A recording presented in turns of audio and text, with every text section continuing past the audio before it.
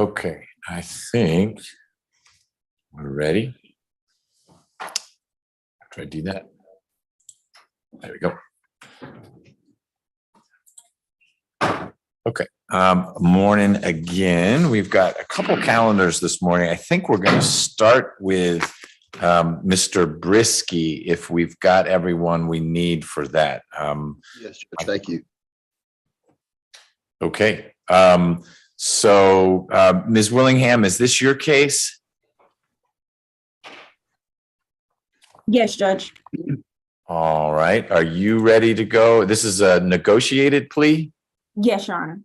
Okay, and Mr. Mitnick, are you ready to go? Yes, Your Honor. All right, how about Mr. Briskey? Yes, Your Honor. Let me add you. All right, are you able to get somewhere stationary? Yeah, I'm doing that right now.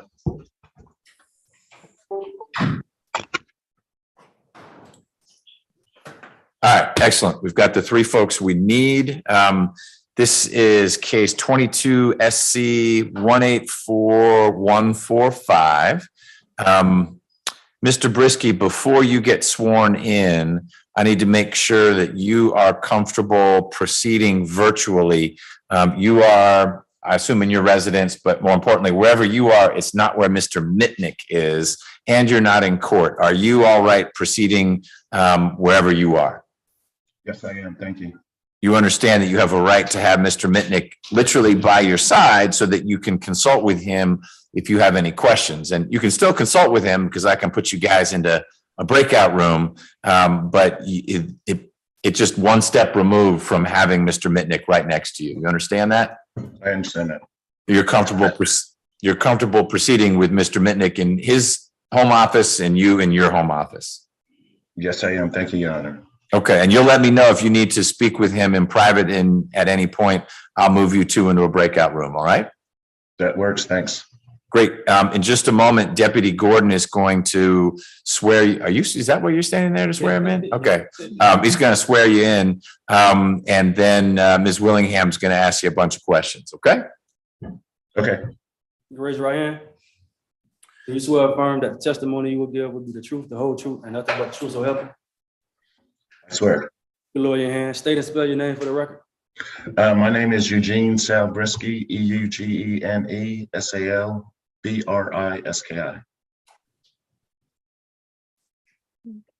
Okay, Mr. Briskey, please state your age and your date of birth. I'm 57. I was born May 3rd, 1965. Are you now under the influence of any medicine, drugs, or alcohol? None whatsoever. How far did you go in school? I've got a college degree, Bachelor's of Science in Computer Science. Okay, can you read and write in the English language? Yes, I can. Have you had the opportunity to review the document that charges you in this case? Somewhat. Yes. Okay, so you've reviewed the indictment for this case and that indictment included charges for burglary first, battery, criminal trespass, and simple battery? Yes, I obviously do not agree with any of that, but yes, I saw that. Okay. So Mr. Briskey, you and your lawyer will have a chance to share your perspective on it. What Ms. Willingham's trying to do right now is just make sure you know what you're charged with. So you're not shocked to hear that there's a burglary allegation or a battery allegation. You may disagree with it, you may not like it, but it's not news to you. Put more carefully, you and Mr. Mitnick have talked about the things you're charged with. Is that a fair statement? That's very true. Yes. Okay. Sometimes. Thank you, Your Honor. Do you fully understand the nature of the charges pending against you? I do. By pleading guilty today, you are giving up certain rights: the right to a trial by jury, the right to be presumed innocent, the right to confront any witnesses that may testify against you, the right to subpoena any witnesses for your defense, the right to testify yourself and to offer any other evidence in your defense, the right to have an attorney to assist you throughout the trial proceedings, and the right to not incriminate yourself. Do you understand these rights? I understand those rights. Do you understand that if you were to plead not guilty or remain silent and enter no plea at all, The state would be required to have a trial on these charges by jury. I understand. The negotiation in this case is that count 1, burglary first, will be null pros. Count 2, battery, will be amended to disorderly conduct, which is OCGA 16-11-39, and you would be pleading to that count with a sentence of 12 months probation. Count 3, criminal trespass, would be null pros, and count 4, simple battery, would be null pros. The special conditions would be no contact with the victim, stay away from the victim's residence and place of employment, and reporting to suspend after the first 6 months, and no drugs or alcohol during that time. Do you understand this recommendation? I understand it. Okay. You're pleading guilty today to disorderly conduct with the minimum sentence of 1 day and a maximum sentence of 12 months. Do you understand that, the minimum and maximum of this charge? I understand that. Are you now serving any other sentence in confinement, or are you on probation or parole for anything, anywhere? No.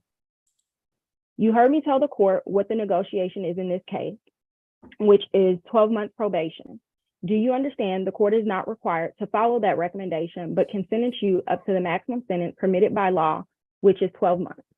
I understand that.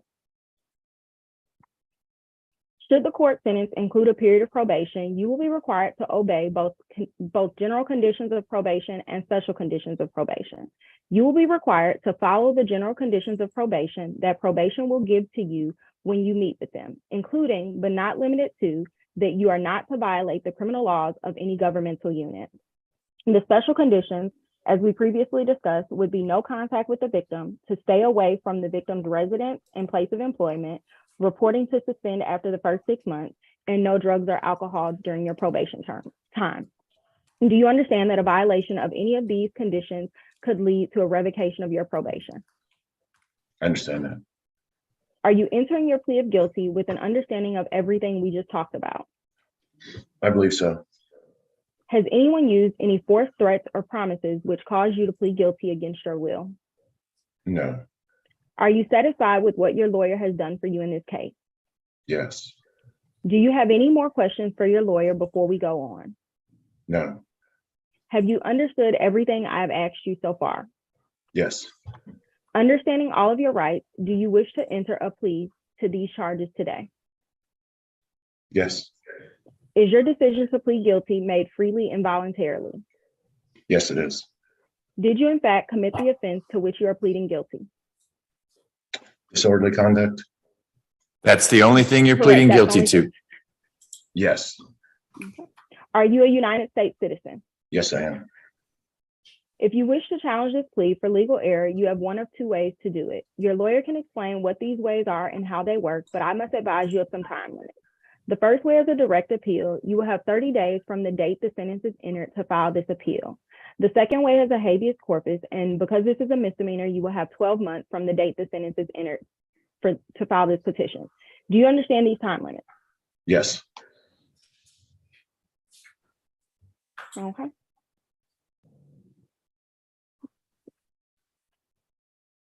Okay, should the case, and Your Honor, I'm going to go ahead and go into the facts, and I just want for the record to let Mr. Briskey know that I will explain the mitigating circumstances at the end, because I recognize he's already acknowledged some of his concerns. No, you'll present what you think is a full picture, and then Mr. Mitnick will have an opportunity, and Mr. Briskey gets the last word. It's his plea. So, but I appreciate you flagging for him that you intend to paint as complete a picture as you understand it to be. Yes, Your Honor. Okay. On July 16th of 2020, officers responded to 5020 Daintree Drive, Alpharetta, Georgia, in Fulton County, Georgia. They responded to this dispute call at that location. Upon arrival, officers met with the victim, Miss Jacqueline Lovett. Ms. Lovett stated that her ex-boyfriend, the defendant, came to the residence unannounced and attempted to take a laptop that belonged to the couple. The defendant and the victim both owned the house, but broke up a few months prior. The defendant no longer lived at the residence, nor contributed to the mortgage or the bills. The victim stated that the defendant entered the residence and went upstairs to retrieve the laptop. When Ms. Lovett attempted to stop him, a verbal argument ensued, and the defendant pushed her to the ground. On his way out of the residence, Ms. Lovett threw a flower pot at him to stop him, but he was able to get away. When officers went to the defendant's residence, they spoke with him and concluded that he was the primary aggressor. The defendant was then arrested and transported to Fulton County Jail. Your Honor, the state has determined that count 1, burglary first, needed to be null pros based on the fact that both parties were listed on the mortgage and the deed for the home. The criminal trespass was for the computer, and as stated in the facts that was a computer that belonged to both parties.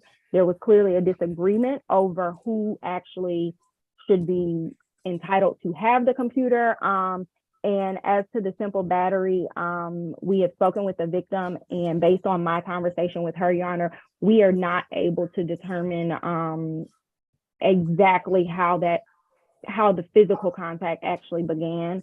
And based on these factors, we felt that the disorderly conduct was the best resolution in this matter. All right. And do you know what happened with the laptop? Did it get back to Ms. Lovett, or it was seized, or what happened? Your Honor, it is my understanding that the laptop in itself has been returned to Ms. Lovett. But I did speak with Mr. Metnick about this. There was a hard drive that was in that laptop, and it included some of Ms. Lovett's family photos.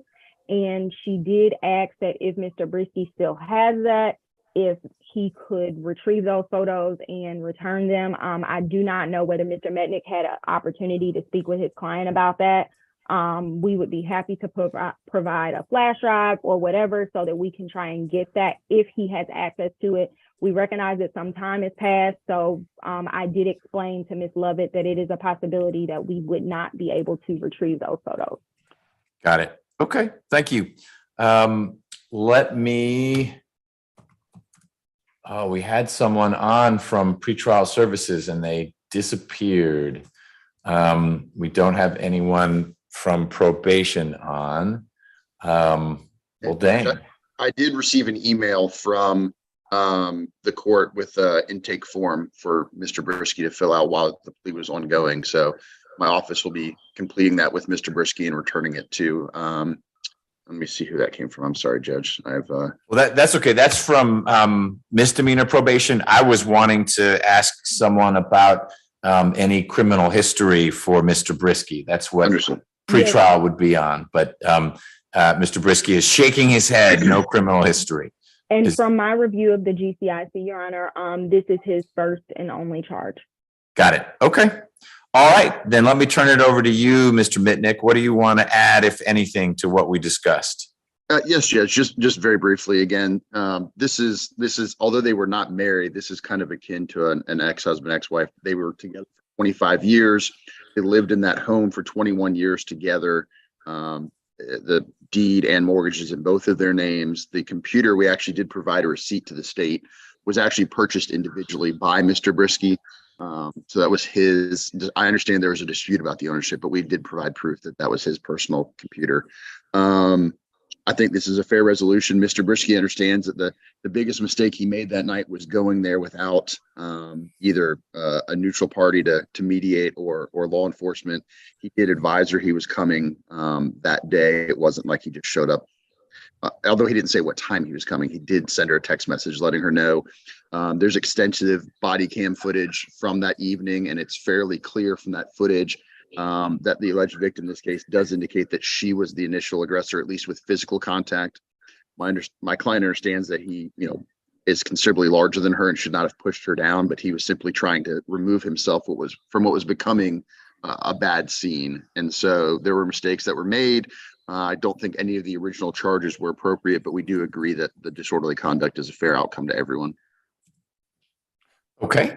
Mr. Briskey, I want to hear anything you want to add to this. You don't have to add anything at all, but if you would start by letting me know if there is any chance that these photos that Ms. Lovett thinks may have been on the laptop are retrievable, or if that laptop got recycled? I mean, it's now 2.5 years. Well, in actuality, her story about why she wants on that on the hard drive keeps changing. Originally, she said it was for tax documents. The reality is she was breaking into my accounts on that computer. I used it for social media. I also used it to book hotel rooms with hotels.com. He got in hotels.com and found that I had booked local hotel rooms. Gene, that's not what the judge. Gene, that's not what the judge is asking you. Yeah, so I don't need you to air all the dirty laundry. Although there's no pictures. There's no pictures. I have emails that give a real idea. It was never about the computer. It was about the house. okay, that's fine. My question was real simple. It was just about the photos, not about local hotels. And it would have been family photos, not photos from local hotels. So there's no photos. Yeah. Anything else you want to add? There was a couple other things to clarify. Is I left her with $10,000. The mortgage is in my name. I left her with $10,000 in savings to make sure she could always cover the mortgage. The original plan was for her to make a decision and move out, sell the house. When I left, she kept delaying and pushing, and she didn't want to do anything. We had a super low mortgage by that time. Her mortgage paying that mortgage was less than I paid for a single bedroom apartment here in Alpharetta. The house was basically paid, and like I said, I left her $10,000 saved. I got evidence for that too. So I don't think that I didn't have any cash value in the house. Besides, it was all in my name. I bought the computer. The computer sat next to me. Both of us are in the IT industry where we both work from home. We're both given a bunch of computers from our offices, and so I ended up buying this one because we needed one computer to do our taxes on. That wasn't owned by somebody else. It was in my office. We both had home offices. It was in my office. I used it personally. When I left, I didn't take everything with me. I had a ton of property in that house, as you can imagine. I left on a really short notice. I moved in from when I left the house. I moved into a temporary hotel. I never thought I gave her everything in the house. I never thought I gave up my rights to the house. There's emails from the night before where I was telling her. Part of the problem is we didn't get married, and the problem is when we have a lot of property like this, when you're not married, is that there's no clear way to break up the property, to split the property. So her delays. We ended up getting other lawyers to address the property. Finally got that resolved. Extremely painful, but are the two of you what caused all of this? Are the two of you now sufficiently separated, apart, disentangled that a no contact provision is realistic, or are you? She refinanced the house and paid off an acceptable amount of the escrow that I had built up in the house. Yes.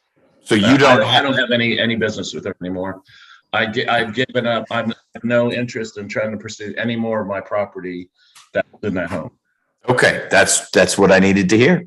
Well, Mr. Briskey, I understand there are always two sides to every situation, especially when they involve a relationship that is starting to fall apart. So I appreciate you sharing your piece. My guess is Ms. Lovett would have a different perspective on things with overlapping facts, no doubt about it.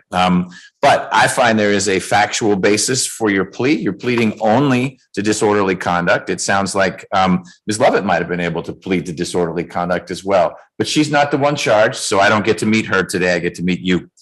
I also find that your plea is knowing and voluntary. Voluntary means even though you may not be enthusiastic about this outcome, you have reached it of your own free will after consulting with Mr. Mitnick. Is that correct? That is correct. Okay, and a knowing plea is simply one where you've understood everything we talked about. Any questions about anything anyone has said? Can I make one point of clarification? She attacked me. I went to get the computer. She tried to stop me. That was the gist of it. At one point, he was, grabbing on one of my arms. I had two arms on the computer. She was grabbing on one of my arms, and I let that arm loose, and she fell on her bottom when I did that. But I didn't push her. I just let the arm loose because she had her whole body trying to pry that arm off, and I had two arms on the computer. So I was like, "Hey, take the arm." He fell on the ground. She immediately jumped right back on. All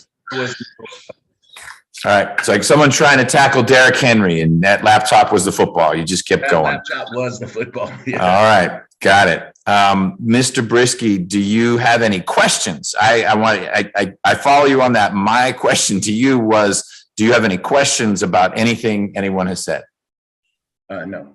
Okay, great. Mr. Briskey, do you authorize my staff to sign the indictment indicating your plea to disorderly conduct and the dismissal of all the other counts? Yes. Mr. Mitnick, can we sign on your behalf? Yes, Your Honor. And Ms. Willingham? Yes, Your Honor. Great. Mr.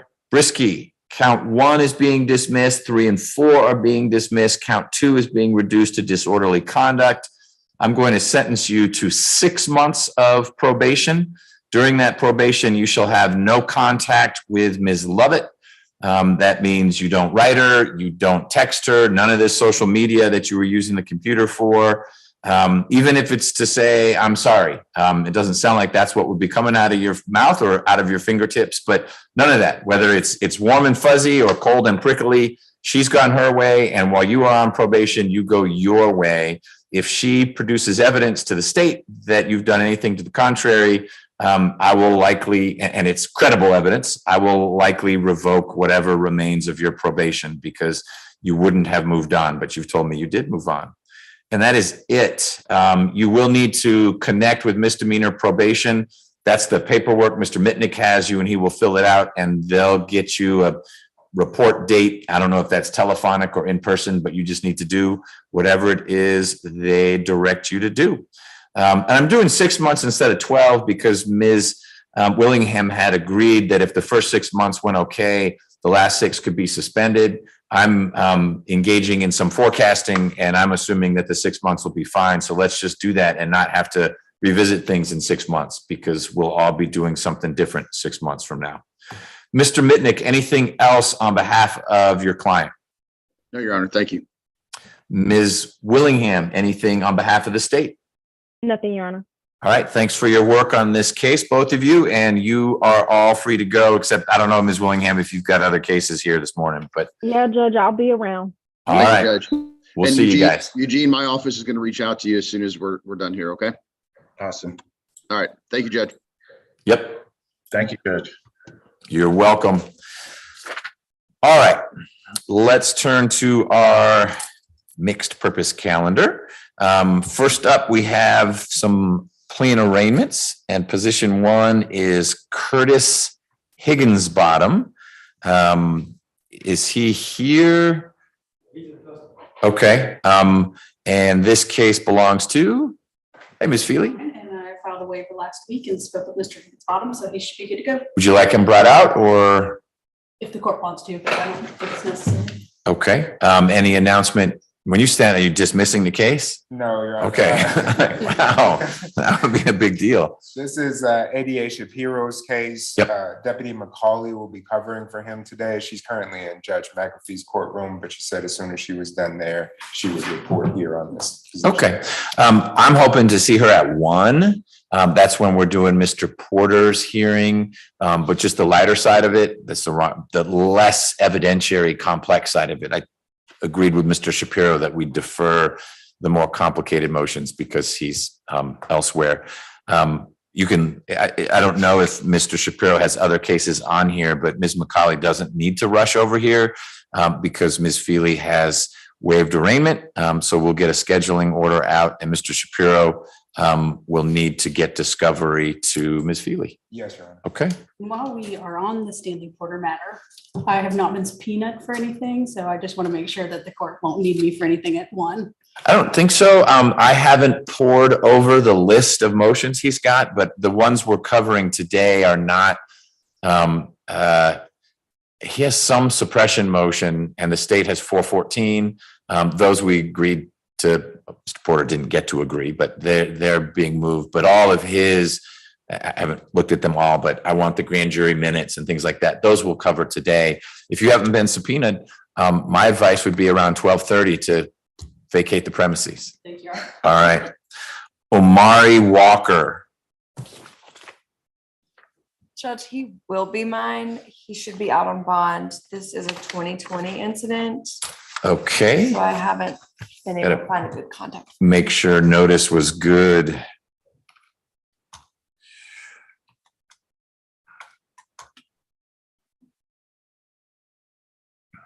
So you filed your entry. He was indicted a couple months ago.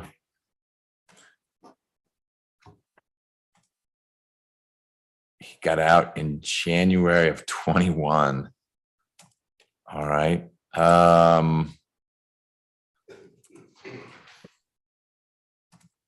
There's a warrant for him. It looks like for a state court case.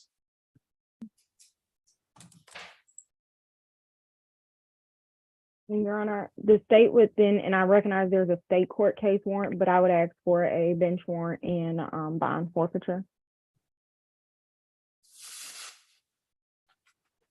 So any reason to think that the address from 2 years and 3 months ago is still good? Or your thought is he should have updated us when he moved? Yes, Your Honor. My thought is that it's his obligation to notify the court or his attorney of any address changes. He is aware of these charges. So the state would just ask for the bench warrant. Okay, let me see what he was committed on.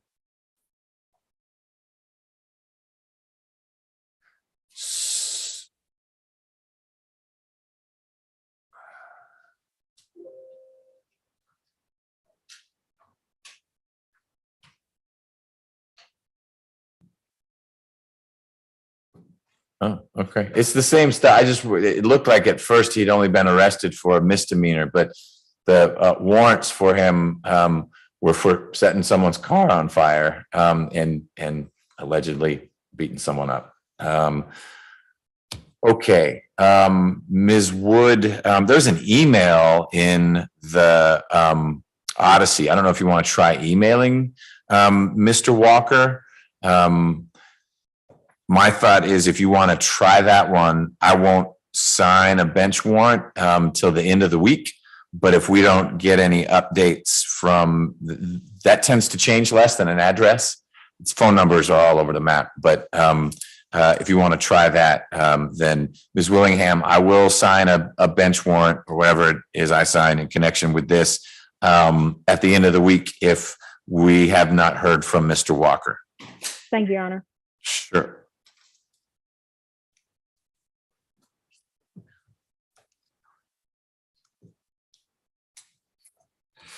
All right, Carl Bennett.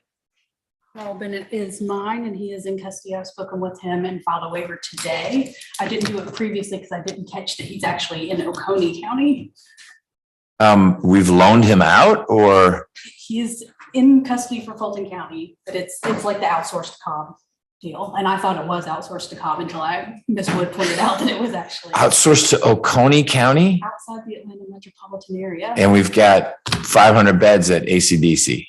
Interesting. Mr. Bennett is under the impression he is coming back to our street, so I should have easier access to him. Okay. We can help make that happen. Maybe they could send to Oconee people who are under sentence or not going to have trial for 6 months, something like that. But okay. But you've signed a waiver, and so we'll get a scheduling order.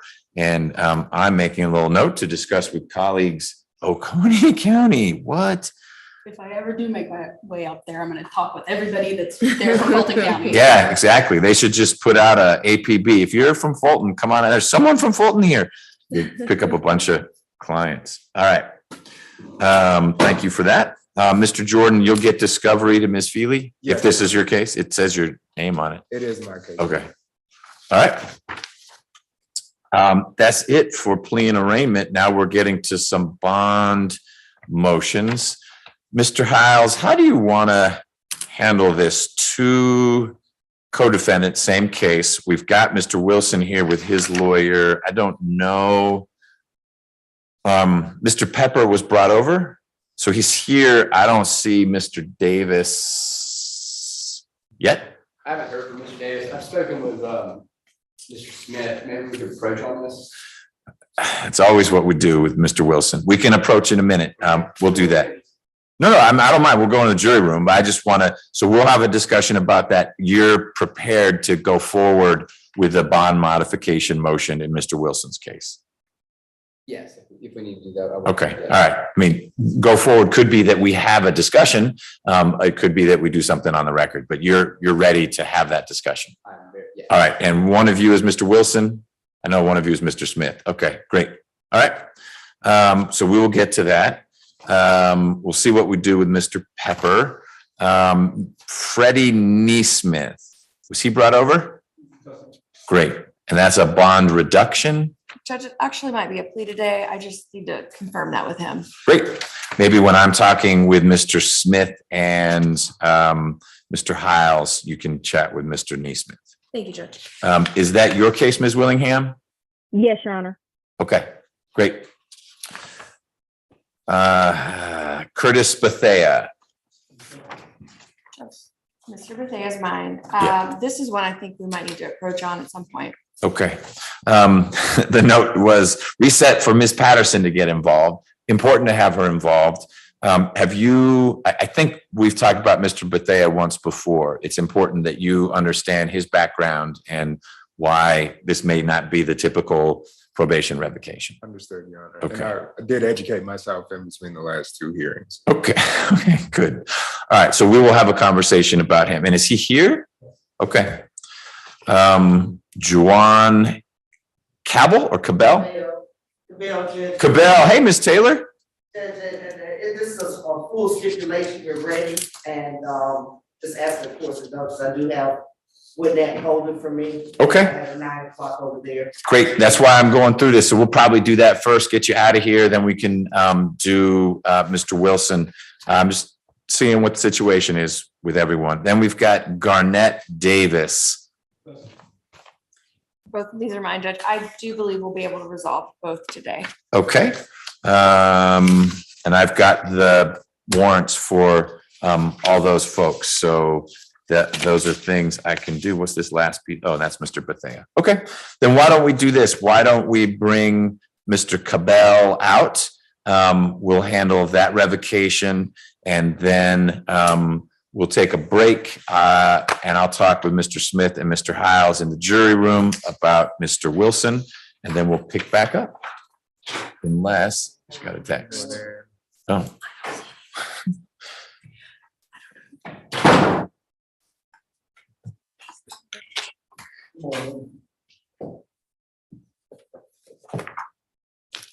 Good morning. Good morning, Ms. Rivers. How you doing? Mr. Davis is on leave. Maybe it's spring break in his household. So I may need to bring Mr. Pepper to the door to give him the courtesy of explaining why we brought him over here, but we can't do something without Mr. Davis. In all candor, I think we would probably have a resolution of the whole case before you get a chance to reschedule Mr. Davis. Okay. Okay. Good morning.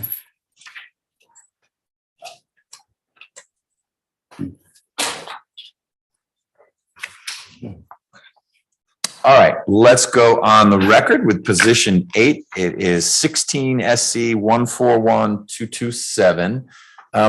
Ms. Nelson, we do need someone from probation. I understand that pretrial services is understaffed, but any chance we can get? I will reach out, Judge. I believe that Ms. Tucson was on her way, but let me reach out to them. Thank you.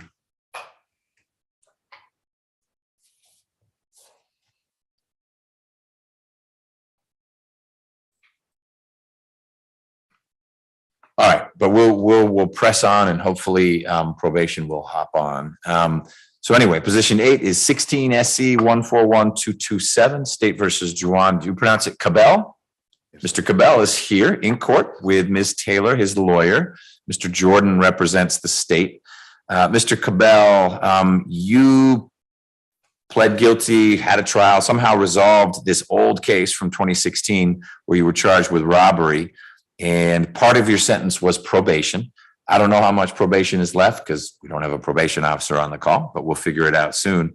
I've got a warrant in front of me that I signed in October of last year that alleges that you violated your probation in 2 ways. One was that you allegedly committed a new crime, and 2, you left the state of Georgia without the permission of probation. And the specific allegation is that you picked up charges in September of last year in Frederick County, Virginia. You were found to be in that county and you had a gun and you're a convicted felon. That's a crime in any state. Happens to be you were in Virginia at the time. So probation wrote up, hey, he left Georgia without telling probation, and he picked up this new charge in Virginia of being a felon in possession of a firearm. Do you understand what it is alleged that you did? Yes, sir. Okay. Ms. Taylor, I think you said before we brought Mr. Cabell out here that he's stipulating to these allegations. Is that correct? Judge, we stipulated to him leaving the state without permission. That case was dismissed. Okay. So he was arrested for it. It's been dismissed. Yes. Mr. Jordan, have you, other than Ms. Taylor telling you, and I don't doubt her word, but have you received any confirmation from Frederick County that there are no pending charges against Mr. Cabell? I did, Your Honor. Okay, so he did leave the state without authorization. And what is it, Ms. Taylor, that you are recommending that we do? It looks like Mr. Cabell's already been in jail for almost 90 days. Yes, Judge, and also there was a second case we discovered the last time. This was on the calendar. Oh. It was 19. Oh, Judge Swall, I'm sorry to interrupt. I'm seeing in my notes here that you've got 2 cases with Judge Swall. And so this will be a universal revocation. So Mr. Cabell doesn't get pulled back in on those other cases. Yes, Judge. Okay, I'll get those case numbers in the record. Got to get someone from probation on the call so we can make this work. But tell me what you're recommending happen in those 3 cases as a result of Mr. Cabell being found in Virginia. Judge, we recommended that he be revoked for time served and reinstated. Okay. And Mr. Jordan, what is the state's recommendation? My recommendation was similar, Your Honor, to revoke. I had 104 days for him being in custody. So my recommendation was going to be to revoke 4 months commuted to time served. All right. Got it. Mr. Cabell, are you a resident of Georgia again, or are you here only because you got extradited from Virginia? Oh, I stay in Georgia. You stay in Georgia? Yes, sir. Okay. I've got an address on this warrant that I signed of a Waldrop Trail in Decatur. Is that? Waldrop? Yeah. Yes, That's home for you? Yes, sir. Okay. That's where probation ought to be able to find you? Yes, sir. Okay. What was up in Virginia? I had a family member up there. You were visiting a family member? Yes, sir. Okay. Are you working now? I mean, obviously you're in jail right now, but were you working before you got picked up? Yeah. Yes, sir. I was working for the county, DeKalb County. What do you do for DeKalb County? Sanitation, like back in the trash truck. Okay. How long had you done that? I want to say about a month. Just 1 month? Yeah. What'd you do before that?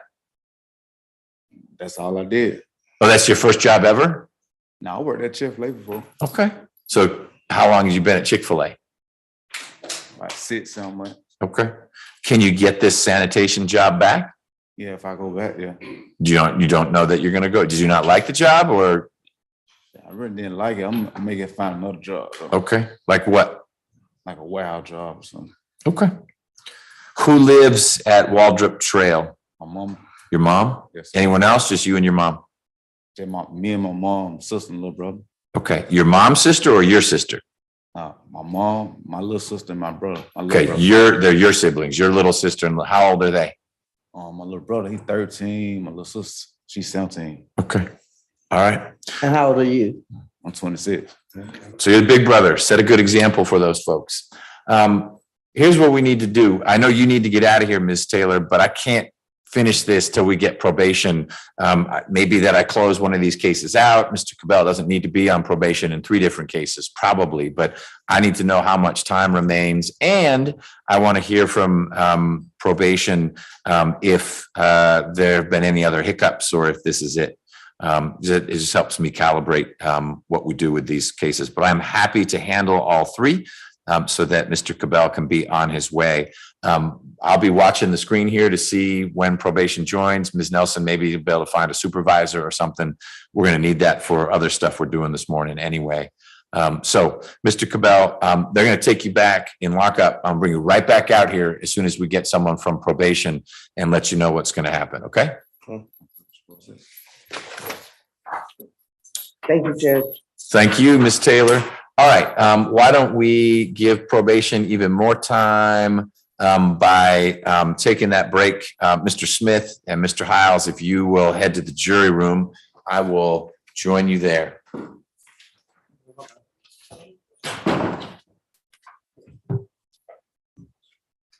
Let's do this. Ooh, yeah. I don't fall down the stairs.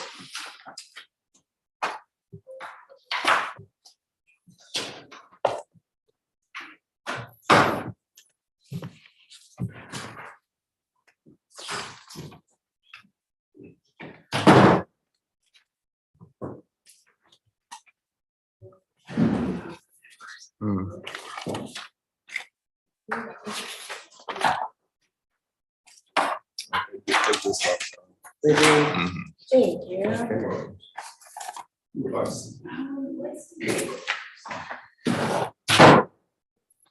It's out.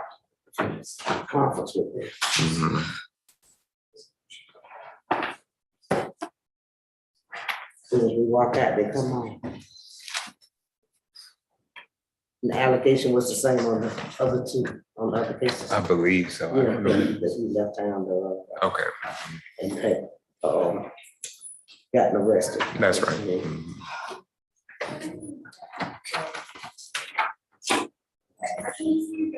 This one down there? They,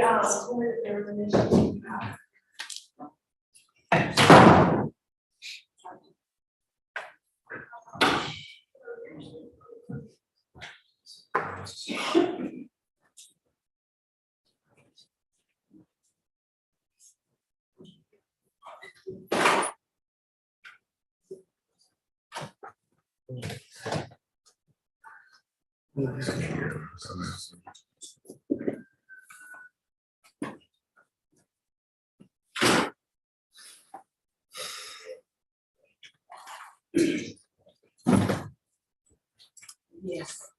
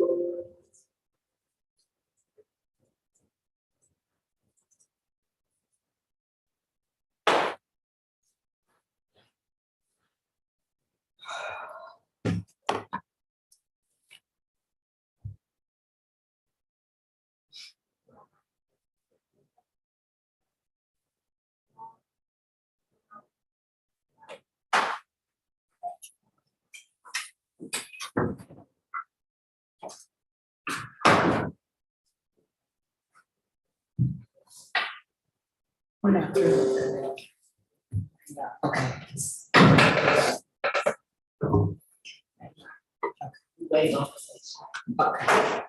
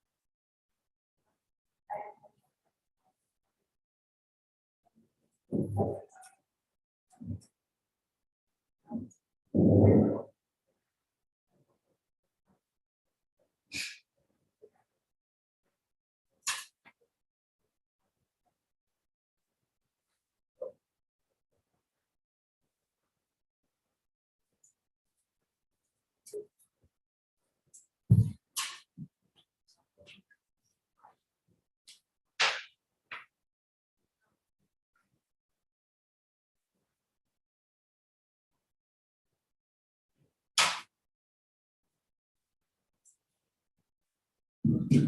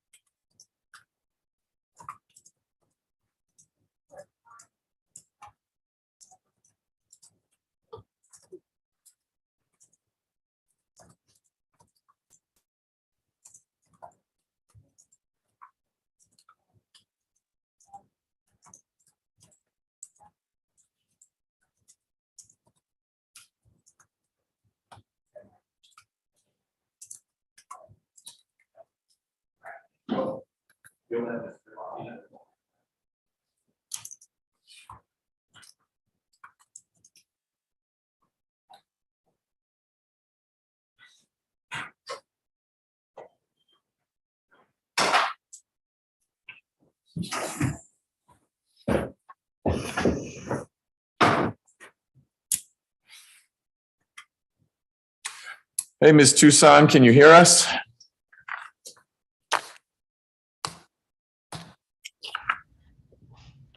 Good morning. Yes, Judge. How are you? I'm well. We were missing you earlier today. Everything okay? I was having a hard time logging in. I have everything right here. Excellent. All right. If we could bring Mr. Cabell back out. Ms. Tucson, we were on position 8 on the calendar.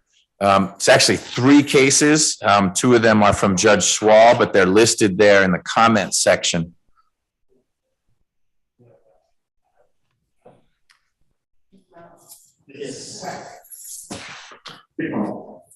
And we're going to do Mr. Pepper right after that, but he'll just be right at the door.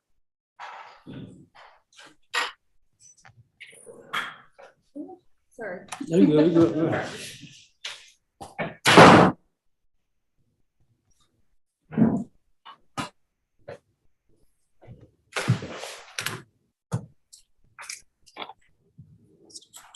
Your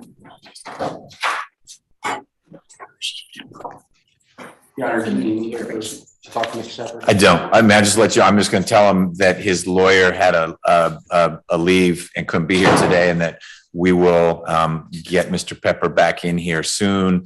And I think that's where we are.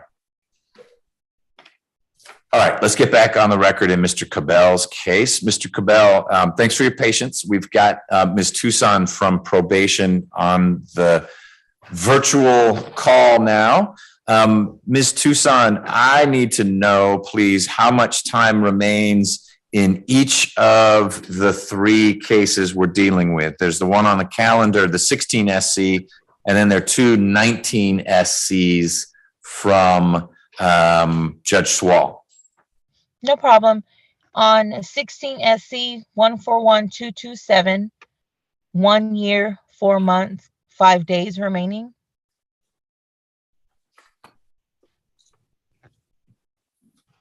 Okay, and how about the 19s? On the 19 SC 164385. That one has a lot more time. Both of those end on the same date. And that one has 5 years, 9 months, and 1 day. Got it. Okay.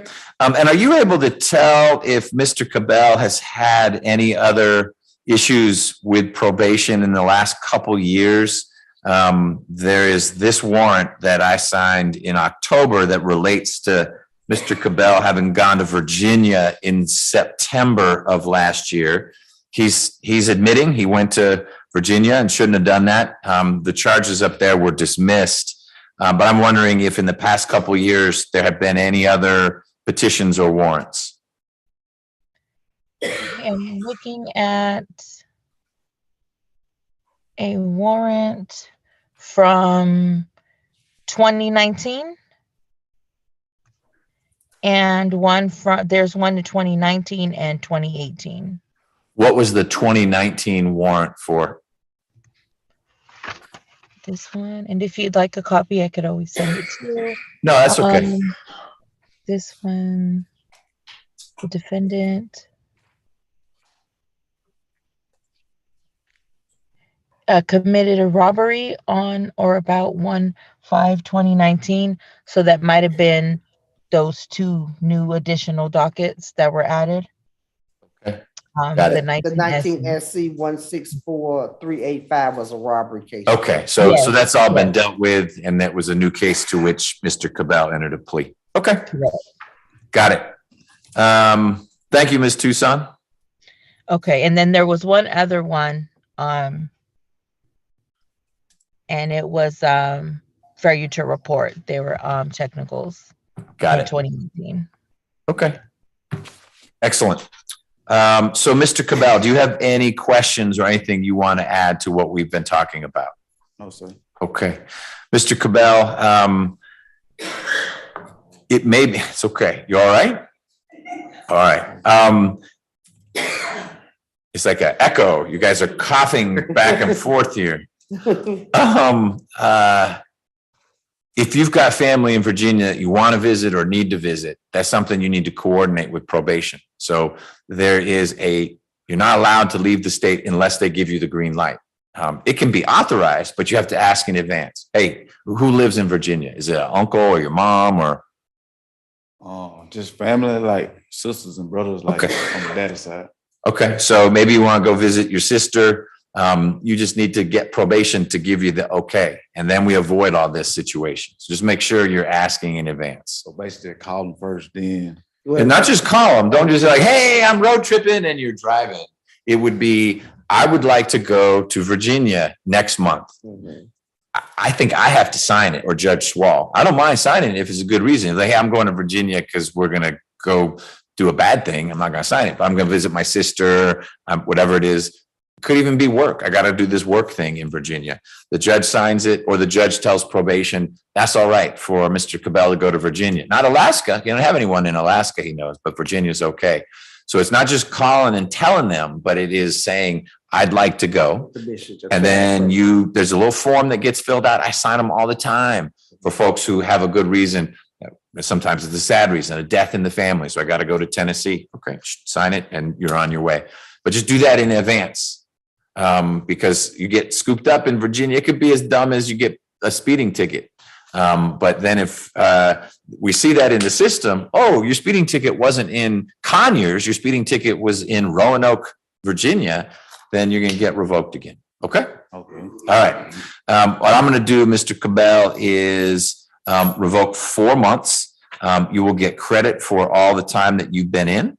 I am going to do that in each of the 3 cases. I'm going to close out the 16 SC case. So when you're done with that revocation, the 16 SC case, your oldest one, it's a different robbery, that's closed out. So that's the case that will come back to me. I will reinstate the balance in your 2 cases with Judge Schwall. So you'll still be on probation for another 5-ish years for those Judge Schwall cases. But we'll close out this one that only has about a year left after the revocation. And Ms. Tucson, Mr. Cabell already confirmed he still lives at that address of Waldrop Trail, which is what should be in your system.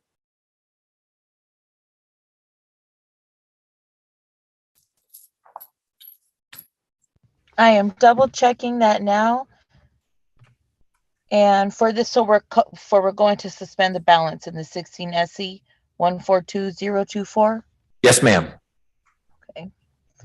And Mr. Cabell. You won't be on probation. Yes. Okay. We have 3517 Waldrop Trail. You be still on probation. Yep. So what reporting instructions do you want to give Mr. Cabell?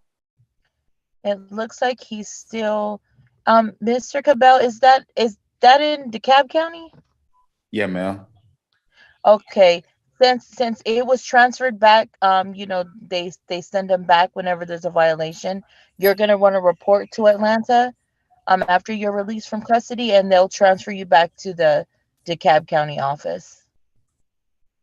You know where to report. What is that Atlanta address, Ms. Tucson? It's 276 Memorial Drive Southwest. It's right around the corner from the courthouse. You're saying, sorry, Ms. Tucson, you're saying he needs to report there initially because of this revocation, but then he'll be supervised again out of DeKalb. Yes. Is there a phone number? I mean, he could also give me a call as well if he needs this resent. But do you have a phone number or someone I can call, Mr. Cabell? Give the phone number. Yes, ma'am. 404-514-6331.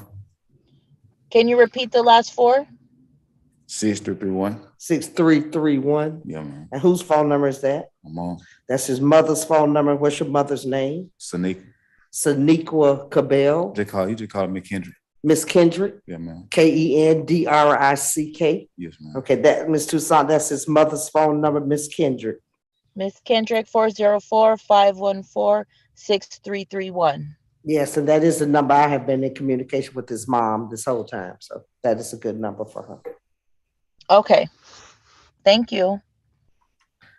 Okay. All right, Mr. Cabell, good luck. Again, if you're going to Virginia, just get the green light from probation first, okay? Okay. All right. And Judge, for the record, you revoked 120 days. The recommendation was that he had already served 104 days to reduce that 120 days to time served. We're asking the court to reduce the 120 days to time served. Right. I think you had just asked for time served, and Mr. Jordan had asked for 4 months commuted time served, and I'm doing just plain old 4 months. All right. Okay. All right. You may get released anyway because you've done almost all of it. You may get, if they give you 2 for 1, you've already done 2 months, which would be the 2 for 1 on 4 months. But just based on what I heard today, I think that's the right sanction for you going to Virginia and this gun situation. I appreciate the charges were dismissed. And I wish you the best going forward. Okay. All right. Thank you, Judge. You're Thank welcome. you. That's all I have, ma'am. Be excused. Yes, ma'am. Off to Cobb or Gwinnett or wherever they're waiting for you. Gwinnett, Judge Angela Duncan. All right. Thank you, Judge. So, if we could have Mr. Pepper just right at the door there.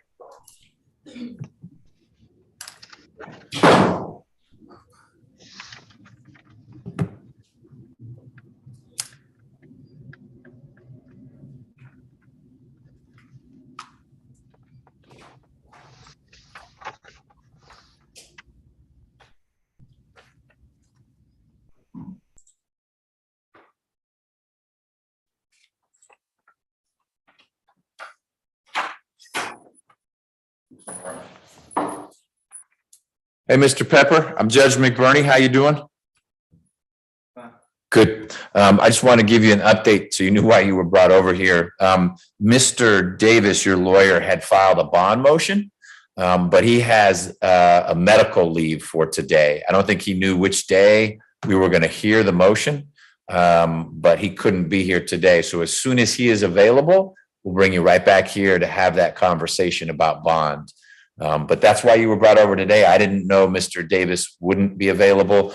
We published a calendar at least 2 weeks in advance, and after the publication date is when he filed that leave, saying today was a medical situation for him. So we will get his schedule aligned with my schedule and get you back here to talk about bond. All right?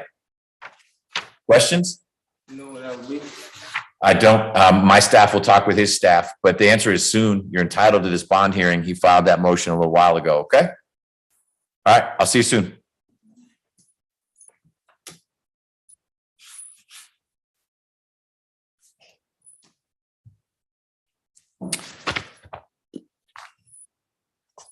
So, Ms. Wood, do you need more time to talk with Mr. Nesmith? I need just like 5 minutes, Judge, and then I'll be ready on everyone. On everyone? Yes. Okay.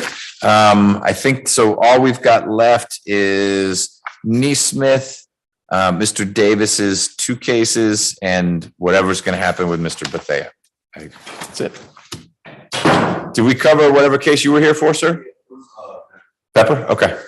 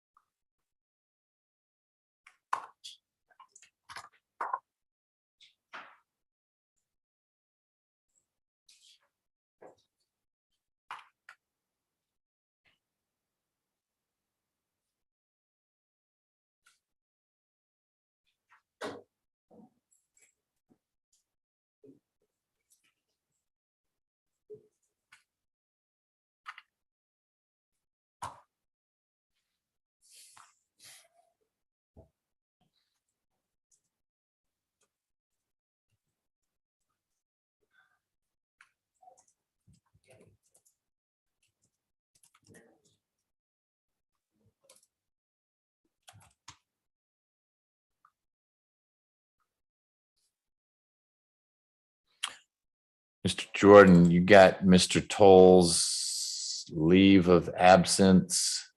I did.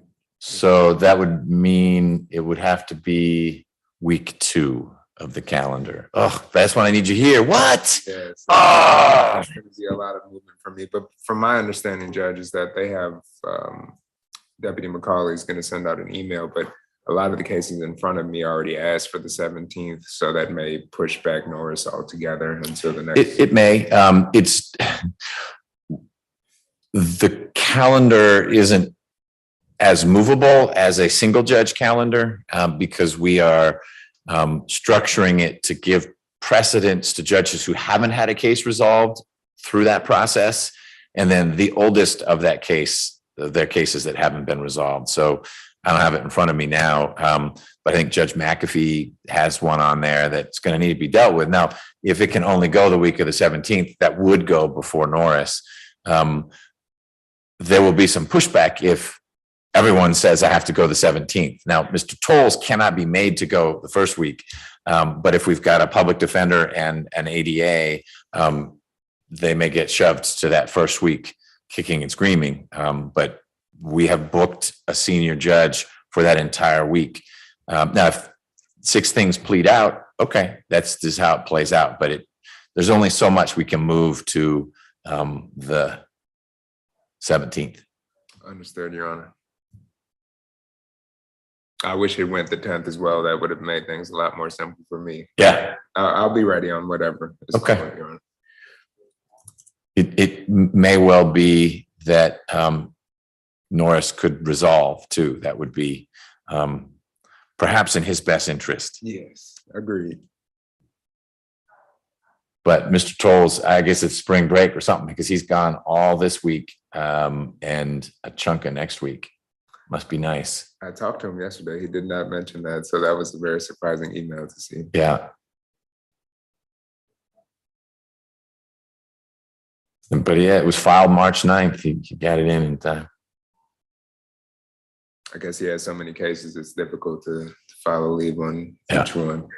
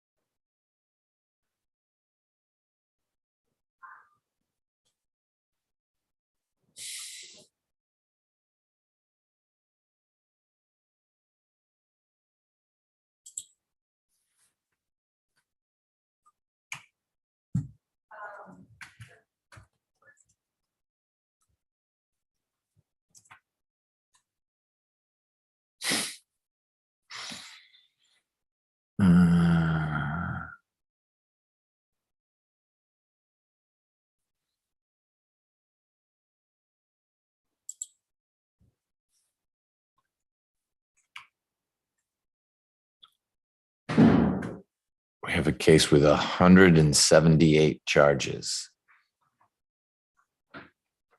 Is that a Mr. Hiles special? Of course it is.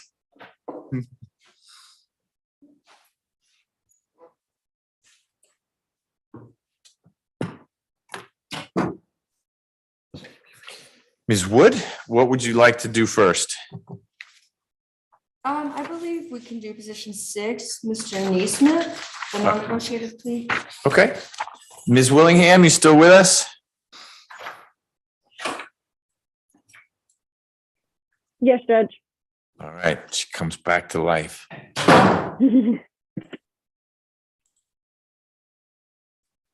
We're going to take a non-negotiated plea with Mr. Nesmith, I am told.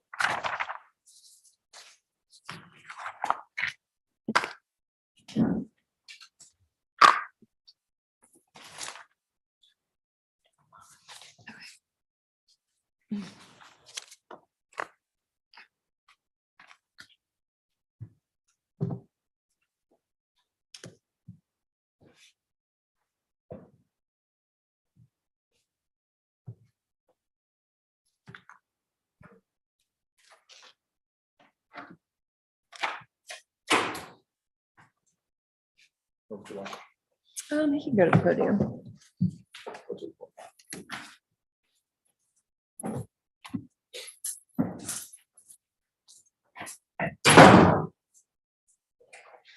Hey, Mr. Nesmith, yeah, there you go. You can be on that side.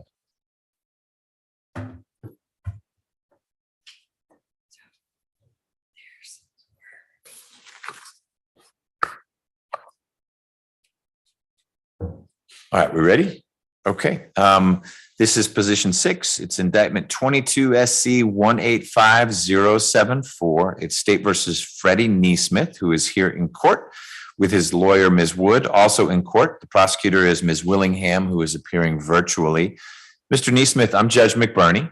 Before we go a lot further, I need to know if you've got any aliases, because probation is trying to find your information in the system and nothing was popping up. Have you ever used another name? No, so I went to prison up under K. Keenan Willis, but my name is Freddie Nesmith. Okay, tell me that name you went to prison under. K. Keenan Willis. The last name is Willis? Yes, sir. And that first name? K. Keenan, Kakenia. Okay, all right. Well, maybe they'll find you under that name. But you're on your birth certificate, it would say Freddie Nesmith. Yes, sir. Great. Well, Mr. Nesmith, in a moment, Ms. Willingham, who you can see on the screen in front of you, is going to ask you some questions. The deputy is going to swear you in. And once you're under oath, it's important that you answer Ms. Willingham's questions truthfully and completely. If you've got any questions, please let Ms. Wood or me know so we can answer those. Will you do that? Yes, sir. All right, deputy. Just want to confirm that the testimony you will give will be the truth, the whole truth, nothing but the truth. So, yes, sir. You know your name. Say his good name for the record. My name is Freddie Nesmith, Freddie Nesmith, Nesmith. Okay. Please state your age and your date of birth. I'm 48 years old. My birthday is 5/29/1974. Are you now under the influence of any medicine, drugs, or alcohol? No, ma'am. How far did you go in school? GED. Can you read and write in the English language? Yes, ma'am. Have you had the opportunity to review the document that charges you in this case? Yes, ma'am. Do you fully understand the nature of the charges pending against you? Yes, ma'am. By pleading guilty today, you are giving up certain rights: the right to a trial by jury, the right to be presumed innocent, the right to confront any witnesses that may testify against you, the right to subpoena any witnesses for your defense, the right to testify yourself and to offer any other evidence in your defense, the right to have an attorney to assist you throughout the trial proceedings, and the right to not incriminate yourself. Do you understand these rights? Yes, ma'am. Do you understand that if you were to plead not guilty or remain silent and enter no plea at all, the state would be required to have a trial on these charges by jury? Yes, ma'am. You're pleading guilty today to aggravated assault with a deadly weapon, family violence, which has a minimum of 3 years and a maximum of 20 years, criminal trespass, family violence, which has a minimum of 1 day and a maximum of 12 months. Are you now serving any other sentence in confinement, or are you on probation or parole for anything, anywhere? No, ma'am. Gwinnett County, they gave me like a 3-1. Gwinnett County gave me 3-1. 3 years to serve 1 year? Yes, sir. Balance on probation? Yes, sir. I was locked up. I've been locked up for this charge since September the 1st of 2021 on this charge. Okay. And when they arrested me in Gwinnett County at my job at National Tire Warehouse. I was working in it was the Atlanta Fusion Squad. They was coming to get me to bring me here to face these charges right now. And they had Gwinnett assistance. And so Gwinnett, we're like, well, we got a one here on Gwinnett for them. They diverted you to Gwinnett. Yeah, they sent me to Gwinnett and I ended up staying there like a whole year. Okay. So are you on probation out of Gwinnett now because of that? Yes, they gave me probation and she looked at my driver's license and my address in Atlanta, so she transferred it to Fulton County. I haven't been out yet, so I haven't reported yet. Okay. All right, we'll work through all that, but thank you for flagging that. Okay. Do you understand by pleading guilty today that your probation or parole will almost certainly be revoked? Yes, ma'am. Do you understand you are entering a non-negotiated plea and the court may sentence you to any sentence that is authorized by law? Yes, ma'am. And Judge, my apologies. I have not entered a non-negotiated plea at plea and arraignment in front of you, so I don't know if this next sentence applies, so please let me know. Do you further understand that you may not withdraw your plea once the court pronounces sentence? So I'll correct that. So we're early on in the process, Mr. Nesmith. Meaning from I know it seems like a long time because you got arrested on this a long time ago, but today is your first day in this court. And if we don't resolve it today, you'll be back for a motions hearing, you could be back for a status conference and ultimately a trial. At this early point, you have the ability to withdraw your guilty plea if I sentence you more severely than what Ms. Wood asks for. So I don't know what you're separated by. I'm gonna make a number up. It may be that Ms. Willingham is going to recommend that you serve 2 years in prison for these charges. And Ms. Wood says, nope, it should be 1 year, credit for time served. You've already done 1 year. That will get you out real soon. If I go higher than what your lawyer asked for, whether I say 1 year and 1 day, or I say 20 years, those are both higher, you two will have a chance to talk about it and you can think about, it's not really what I want, but it's better than going to trial. And so I'm going to take it. Or to say, no, thank you. In which case you can withdraw your plea. It's like it never happened and we keep moving you towards trial. So once I pronounce sentence, if it's different from what your lawyer asked for, I'll give you guys a chance to talk and then you'll let me know, I'm going to go forward with it anyway. Understand that? Yes, sir. Great.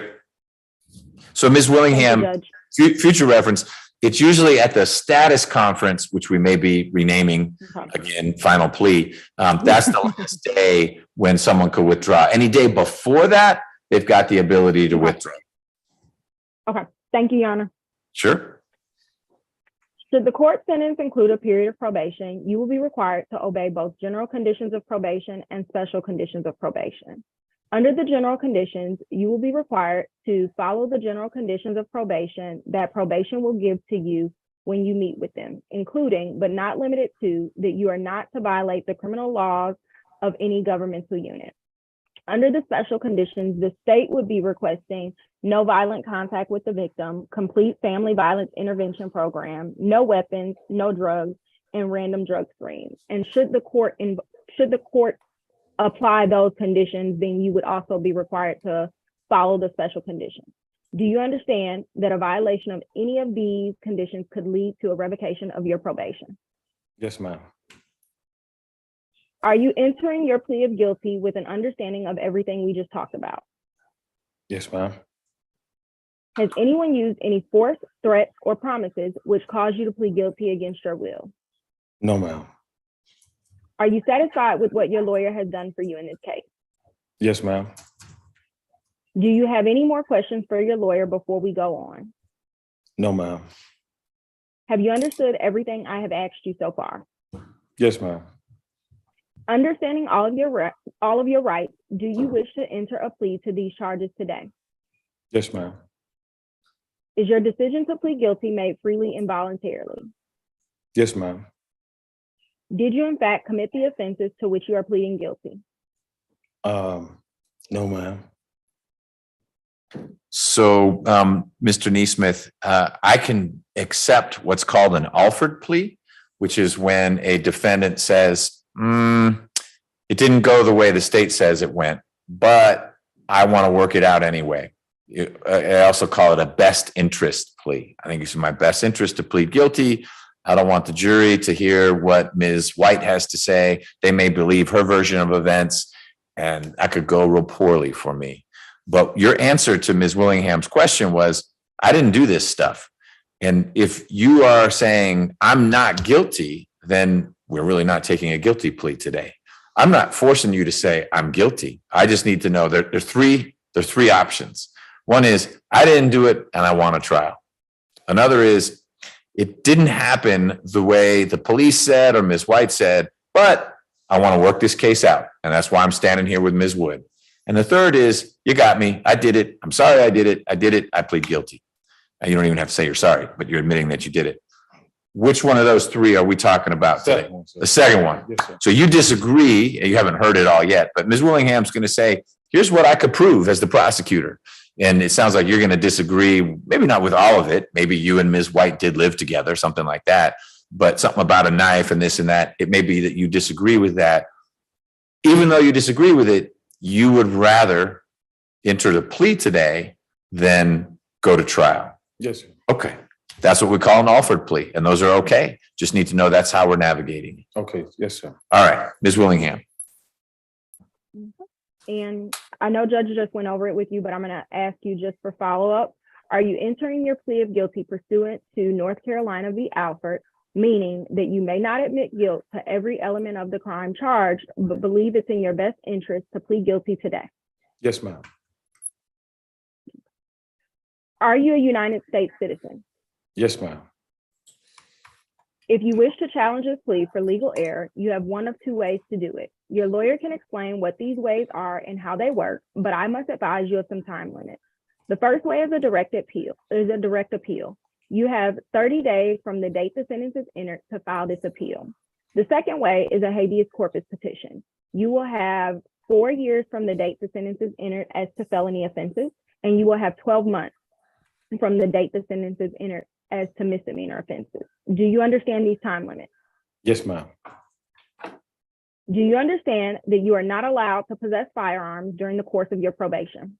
Yes, ma'am. Do you understand if you are found in possession of a firearm, you could be charged with another felony, which carries up to 10 years in confinement? Yes, ma'am. So this case were to proceed forward with trial, the state would prove beyond a reasonable doubt that on July 23rd, 2021, officers responded to 2764 Landrum Drive, Southwest, Atlanta, Georgia, Fulton County, in reference to a dispute call. Upon arrival, officers spoke with LaTanya White, who stated that her boyfriend, Freddie Nesmith, pulled out a knife on her.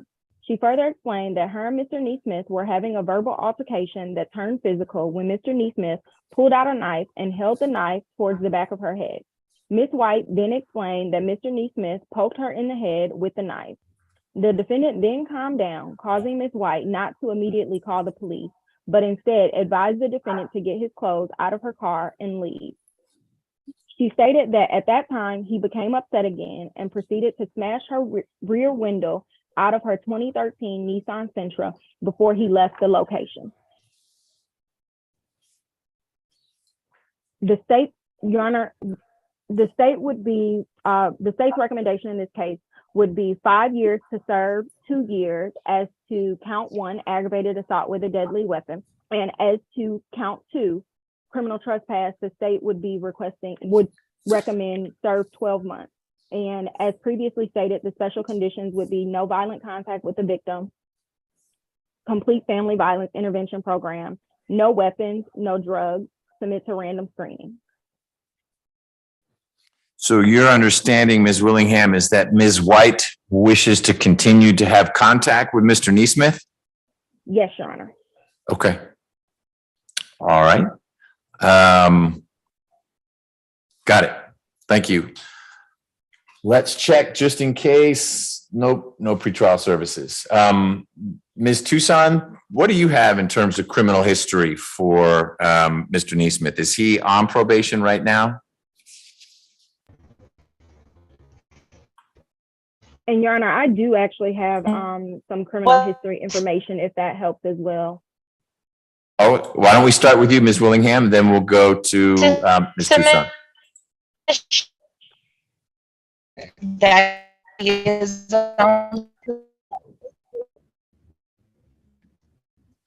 Ms. Tucson, we got a bad connection from you right now.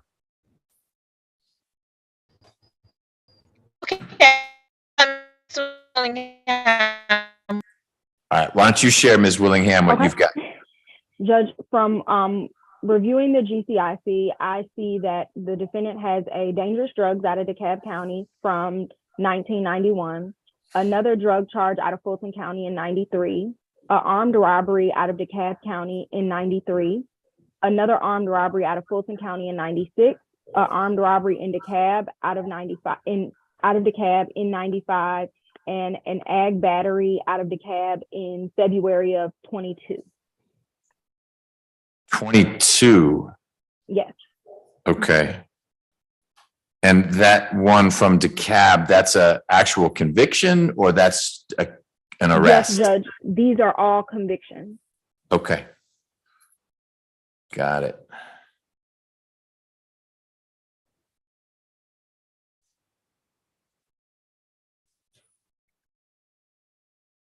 I'm being told that pretrial may be hopping on. And if they are, I'd love to get a little more information, not about those early 90s, but the more recent stuff. But I'll pivot back to them in a moment.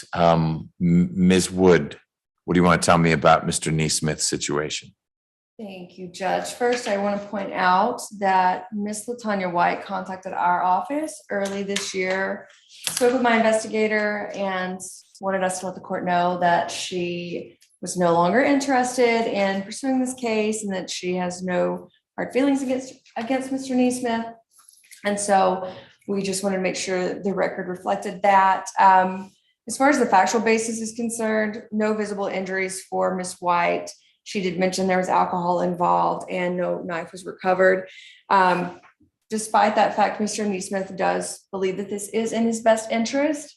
He has been in custody, as he stated, consecutively since August 2nd of 2021. He was in Gwinnett County Jail from August 2nd, 2021 until August 10th, 2022. And then he made his way to Fulton County Jail on September 1st, 2022, where he has been. He served 216 days. We are asking the court to consider sentencing him to 3 years probation on the aggravated assault and 12 months to serve on the criminal trespass with credit for all the time he's already accumulated. Judge, he's 48 years old. He does have a GED. He's a lifelong Atlanta resident. He has done warehouse work in the past. He's also a forklift operator, and he is fine with a no contact provision with Ms. White. No contact at all, as opposed to, okay. That's probably better for everyone, but I missed the very beginning of the chronology. So Mr. Nesmith has been in custody nonstop since July 23rd, 21. September 1st. So it looks like he wasn't picked up until August the 2nd of 2021 for Gwinnett. Okay. And this was what he was describing, that maybe he got picked up on an Atlanta warrant. And Gwinnett said, well, wait a minute. We picked you up. We got something too. And so Mr. Nesmith has been in continuous custody from August of 21. So we've got a year to August of 22 plus 4 and 3. So a year and 7 months that he's been in. Yes, Judge. Okay. Got it. Still no pretrial. Okay. Ms. Tucson, if we could try your audio again. I'm curious if Mr. Nesmith is on probation anywhere right now.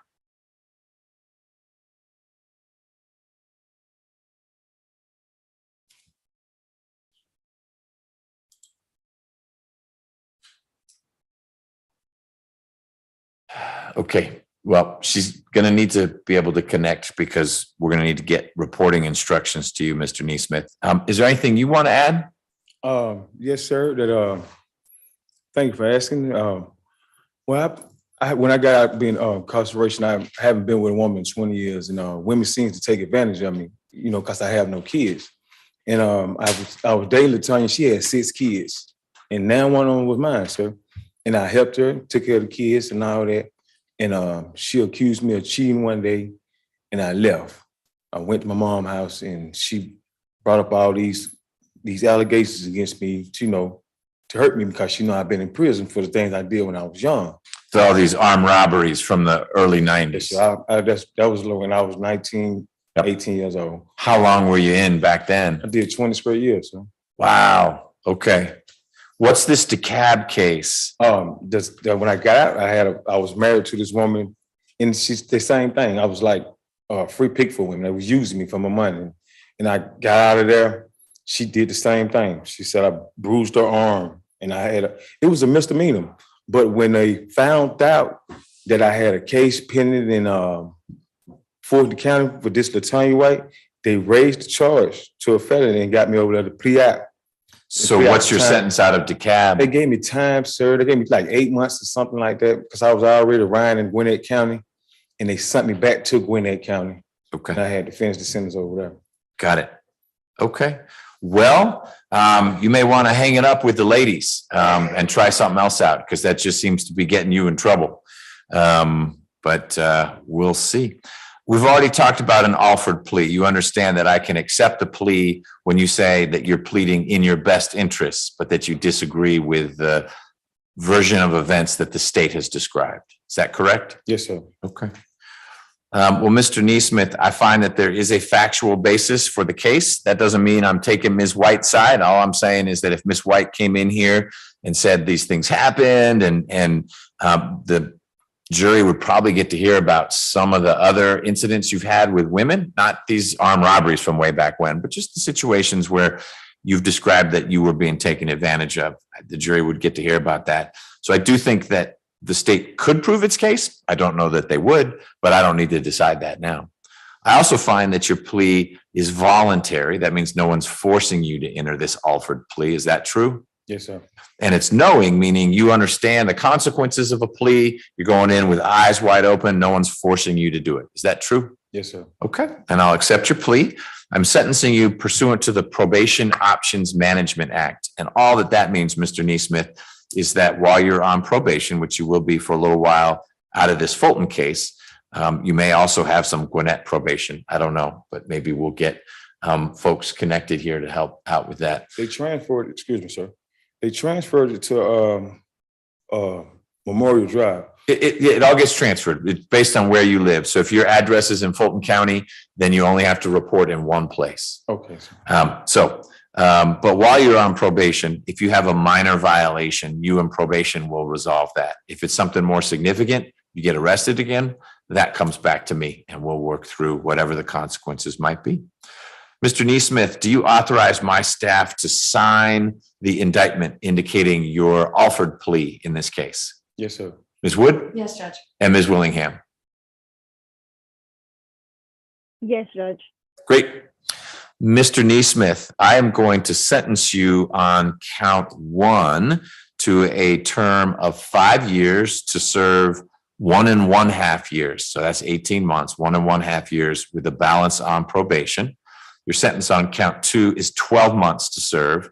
That'll run concurrently with count 1. I'm going to give you credit from that August 2021 arrest date. So you've already done 18 months and you ought to be released real soon. In fact, if you're not out by Friday, you should reach out to Ms. Wood, who will reach out to me, and we'll figure out why you're stuck. Now, if you've got a hold from somewhere else, I can release you to that hold. But if the only thing keeping you in jail right now is this case, you ought to be out by the weekend. Do you have a place to go? Yes, ma'am. Yes, sir. What's that place? You don't need to give me the address, but is it? For my mom, I'm going with my mom. I should have went there. Like, she been telling me leaving women alone, they ain't no good. You come on home, baby, and I'm going to help my mom. Okay. Well, hopefully your mom is a good lady, but it sounds like she is. Special condition of your probation number 1 is no contact with Ms. White. If you know where she hangs out, don't go there. If she hangs out around this store or this apartment complex, stay away. Don't go back to this that Landrum Drive address. That's not your mom's house. No, sir. Okay. Don't go back there. Number 2, you're going to have to complete what's called the Family Violence Intervention Program, which is a series of classes that'll help you, if you do get back into a relationship with a woman, manage things maybe a little bit differently if you guys get to arguing. Number 3, I'm going to have you submit to a drug and alcohol abuse evaluation. So you'll meet with an expert, not me or probation, and they'll talk to you about what you consume. And if that person recommends treatment, then that treatment will be part of your probation. If they say you need to go to AA classes or do this or that, that'll be part of your probation. Any questions about any of that? No, sir. Okay. Ms. Tucson, is Mr. Nesmith on probation anywhere else right now?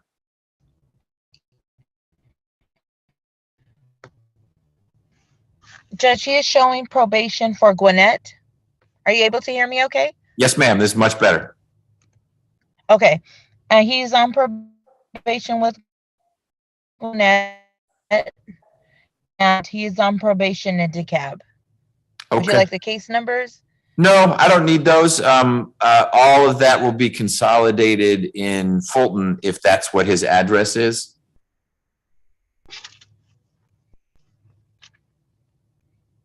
Is that Yes, correct? Miss Wood. Yeah, Miss Wood sent me the address, and it is Fulton County. Okay, great. Do you want to give Mr. Nesmith any reporting instructions? Yes, and when you do report Mr. Nesmith, make sure you do provide identification because you are in the system under that previous name you stated. That is what probation has you under. Right. That's going to lead to some confusion. So you definitely, when you report, if you got an ID or some piece of paper that shows that you're Mr. Nesmith, that's going to help out because you're rattling around in the system as that Kane, Wiggins, Willis, whatever name you told me. Yeah, I have license with Freddie Nesmith on in my wallets Great. and my birth certificate. And Okay. Social Security. Good. Do you have a phone number? Oh, yes, sir. Yes, ma'am. 678. Use that one. 678 791-5830. That's not my number, but I will have it. 78. 791-5830. Okay.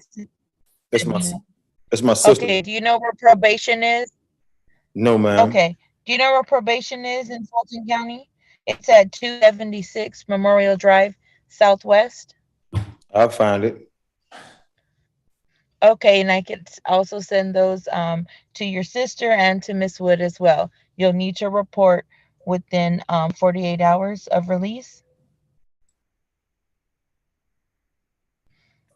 All right. Because what we have on file, you are being supervised out of DeKalb at the moment. So your address, Miss Wood sent, it is for Atlanta.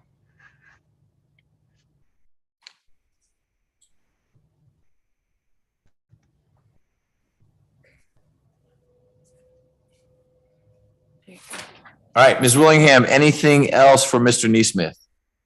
Nothing further, Your Honor. Ms. Wood? No, Your Honor, thank you. All right, thank you both. Mr. Nesmith, good luck out there with the ladies. Okay, thank you, Your Honor.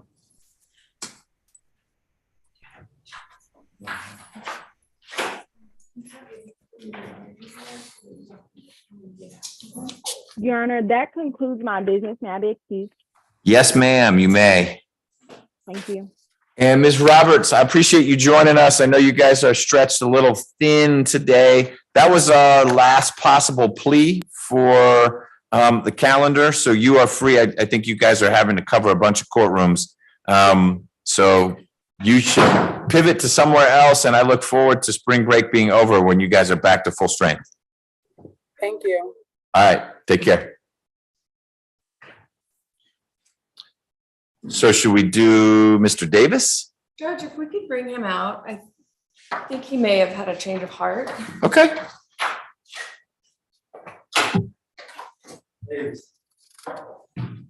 Ready for Mr. Davis, please.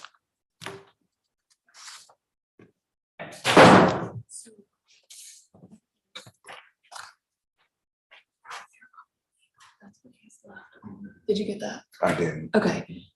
So and that's. Gotcha. Ms. Tucson, how much time is left on the 16 SC case for Mr. Davis?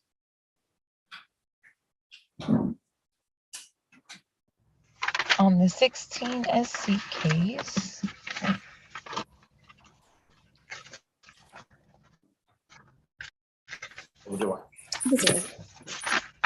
He has 6 months and 21 days on that.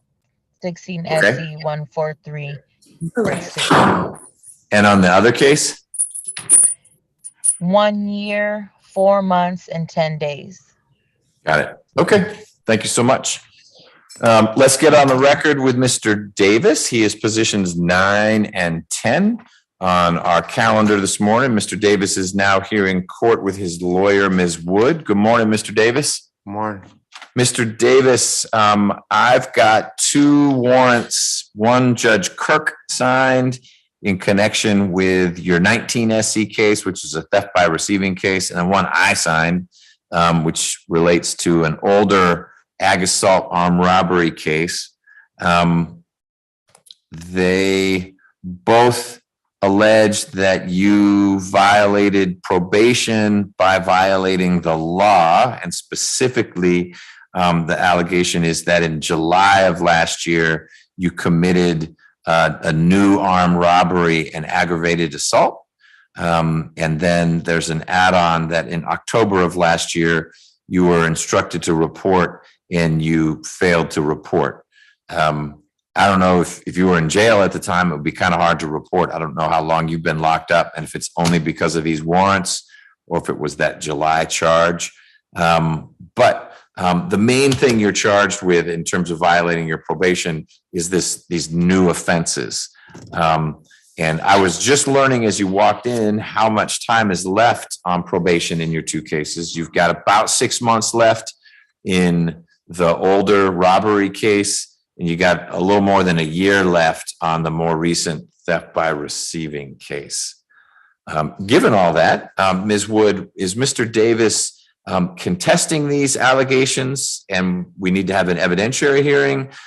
Is he stipulating that he was arrested for this, or what's his plan for today? My understanding, he is contesting them at this time, Judge. Okay, Mr. Davis, that is your right. What that means is we need to set this down for an evidentiary hearing. At that hearing, the state would need to prove that you committed one of these alleged offenses, armed robbery, aggravated assault, or having a gun in connection with a felony. It could be having a gun as a convicted felon. We'll see how that plays out. The standard of proof is lower at a revocation hearing. It's not beyond a reasonable doubt. If we had a jury here, it's just by a preponderance of the evidence. In other words, more likely than not that you did these things you're charged with, but it's still the state's burden. You don't have any burden. Ms. Wood will ask witnesses questions, but it's not her job to prove you didn't do those things. The state has to prove you did, just by a lower burden. Do you understand all that? Yes, Your Honor. Okay. Ms. Wood, is Mr. Davis being held for reasons other than these warrants? Judge, he does have a bond on one of the new cases. I'm not sure if he would be able to make it or not. You're saying one of, are there, I don't have any CP numbers in the calendar. Do you have any CP numbers? Do you, Judge? Would you like me to add those to the record or to my announcement? Yes, please. Okay, 22 CP 214-535.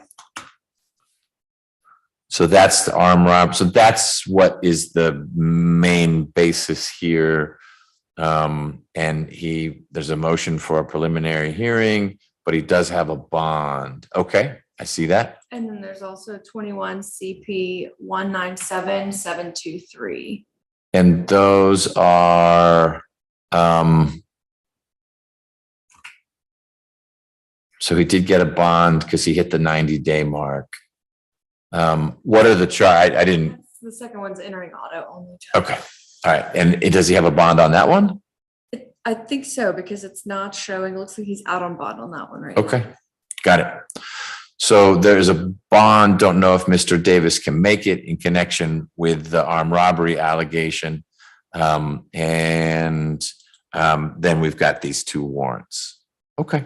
Mr. Jordan, how much time do you need to, why don't we do this? I'll work with Ms. Nelson and then we'll figure out, I guess if you could send an email to Ms. Wood and Ms. Nelson with an estimate of how much time you would need for the revocation hearing, keeping in mind, it may be just the way this is charged that everything is proved or not all in connection. You don't just prove the aggravated assault, but it's pulling a gun on someone and taking their stuff, whatever the allegation is. But if you could assess how long it would take to present your side, let Ms. Nelson know. We will find a spot on a calendar soon to get Mr. Davis back in here for that revocation hearing. Yes, Your Honor. Okay. So Mr. Davis, when we bring you back, it will be to have that hearing, and the state will need to put on whatever witnesses it's going to. Ms. Wood is free to call witnesses. So if you've got ideas of things she might want to think about doing, you should share those with her. Because once Mr. Jordan's done, I'll ask Ms. Wood if she's got any evidence. An example would be an alibi witness who says, hey, Mr. Davis was with me in North Carolina at the time this happened. I'm not saying that person exists, but that's just an example of something that Ms. Wood would be free to put up as evidence, assuming that that evidence exists. Do you have any questions about any of that? No, Your Honor. Okay. Are you being housed in Cobb County? Fulton. Fulton. Okay. What's the orange jumpsuit for? On the door. Honor dorm. All right. That's a good thing.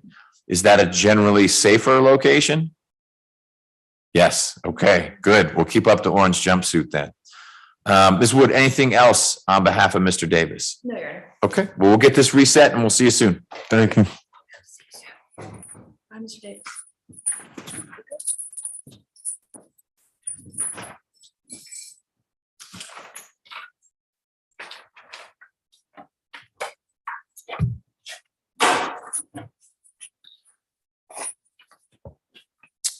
That leaves Mr. Bethea. What do you propose we do? Please don't bring him out yet. Judge, I'm not sure what we need to do with Mr. Bethea or what we can do with Mr. Bethea. Ms. Patterson, can we approach? Yes. Please? Why don't we go to the jury room?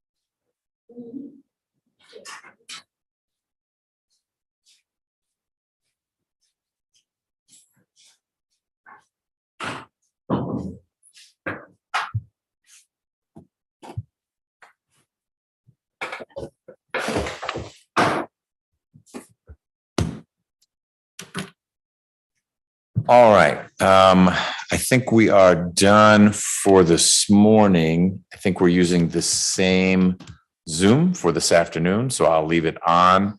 That's with Mr. Porter. So we'll have, it sounds like Ms. McCauley, someone from the DA's office. Mr. Porter represents himself, so he's here and ready to go. And you all just need to have him up a little before 1. We'll get rolling at 1.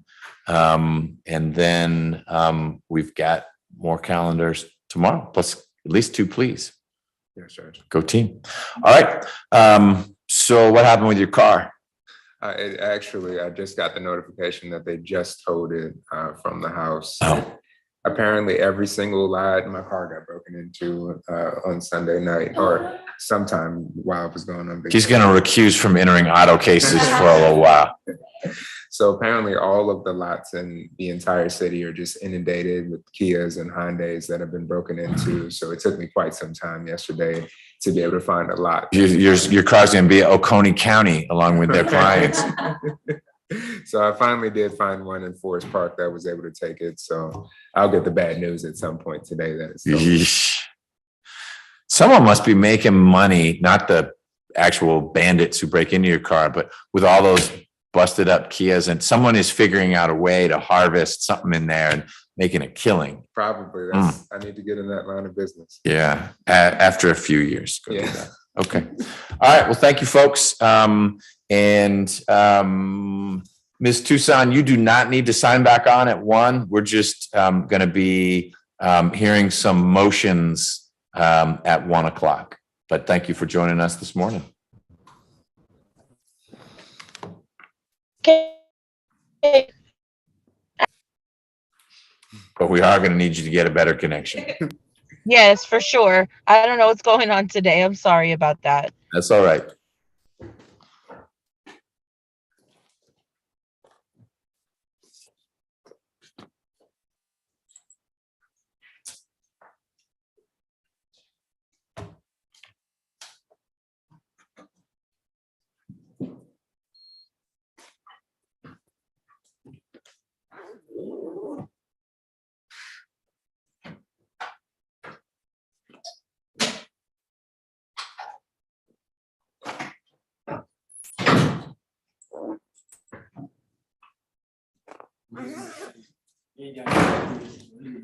You went to prison under a different name.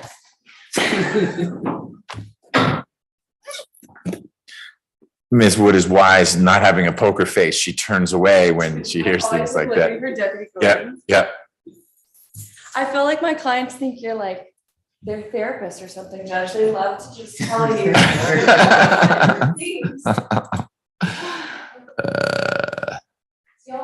See ya.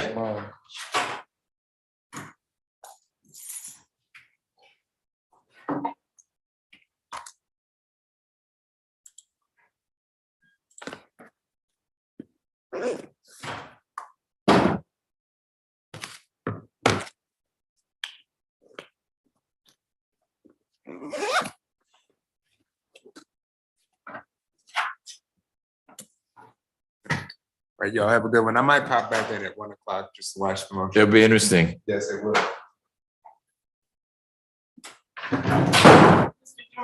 Oh, not so fast. She came flying out of here. I was trying to catch you. Hi.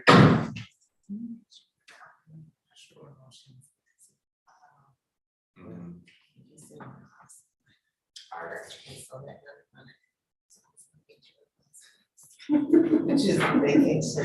I got you. I appreciate So, it. yeah, because otherwise. Understood. Sure, copy on the next one. No, that's okay. I just want to make sure you. I appreciate you not beating me up. I'm not the bad. I thought I'm going to school for the second. This is the second day. Because I'm getting in the car here and crying. But I checked him and he said he's playing, he's calmed down. So he should be good.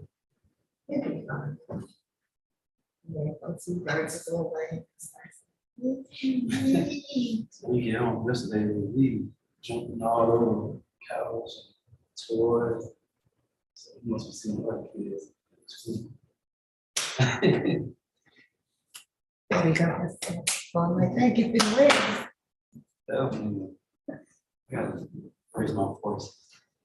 Yeah, that's. Then he's just. Yeah, exactly, exactly. Somebody heard of.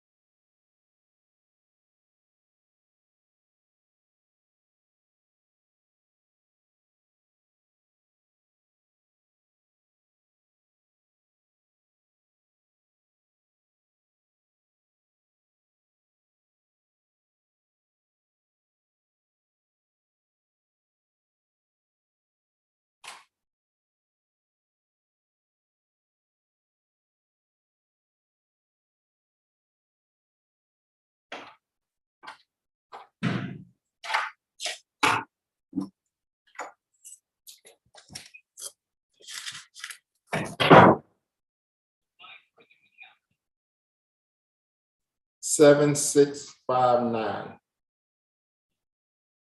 Oh.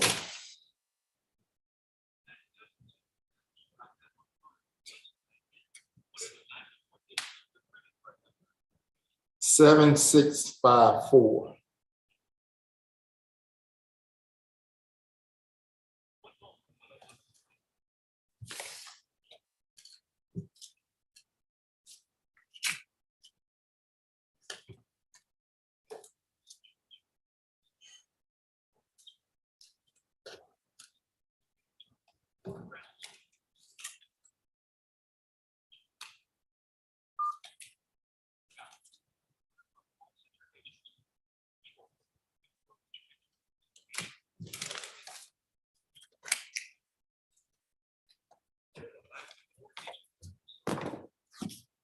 Nine, 992.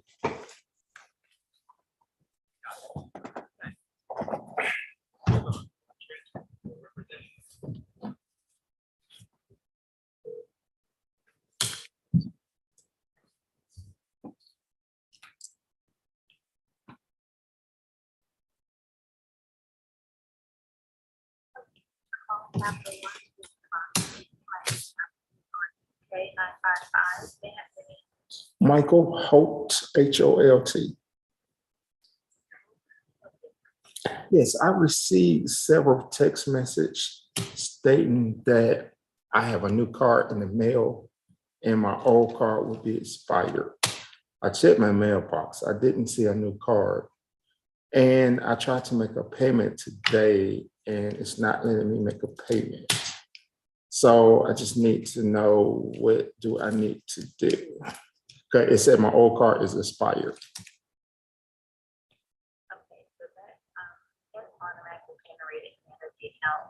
The card probably was expired, but a new card was not sent out, and that the account is restricted. But why is it that I can't make a payment? Wait, I apologize. I have the app and I was trying to make a payment on the app and it's not letting me make a payment on the app. Sorry about that. I can help you with the payment you would like, it free of charge. Yeah, I can go because I'll make a payment. But what about the card? Because I didn't receive the card in the mail. Right, so your account is restricted, so you're not going to receive a card in the mail. Why is my card restricted?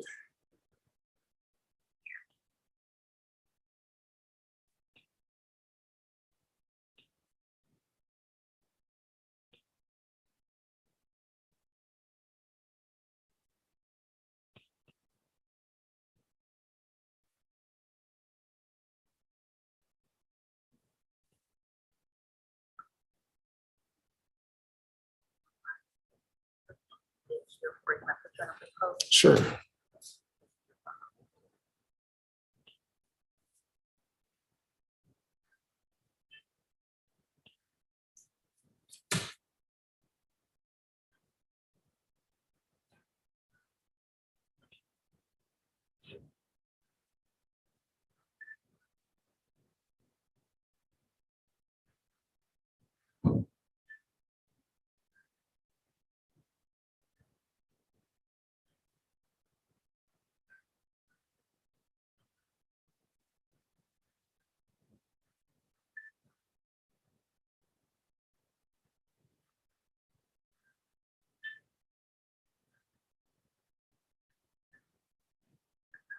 So it looks like you're filing for bankruptcy, is that correct?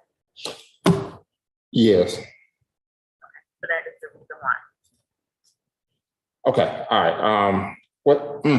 Okay. I'll call you back. Yes, sir. Okay. Bye.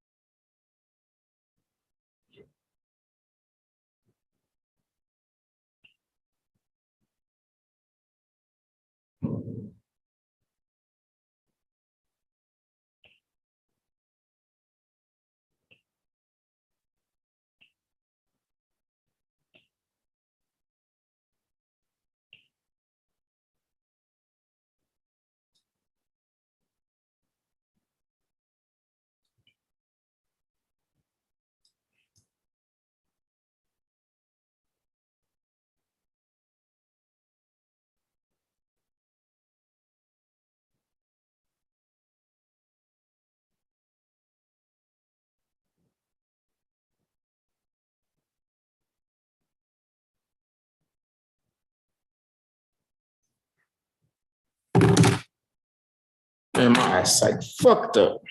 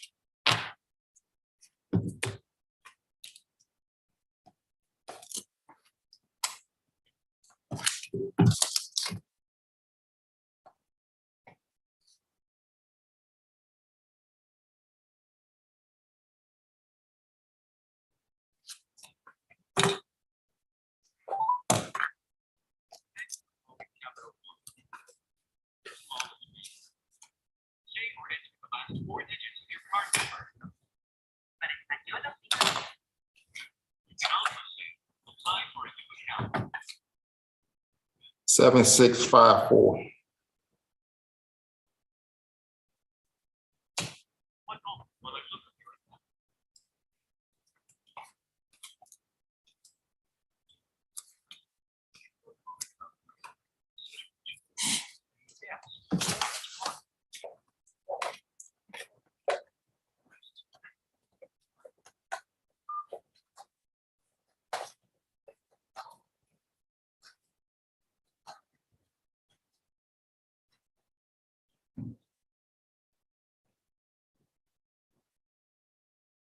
No.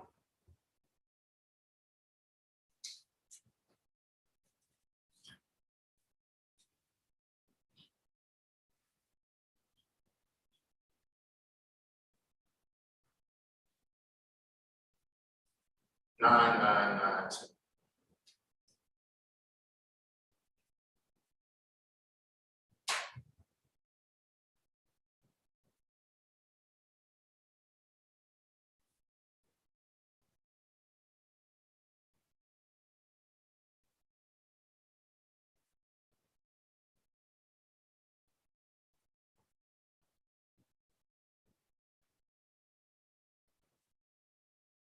It's Michael Holtz. There's no trying to make it that. 150.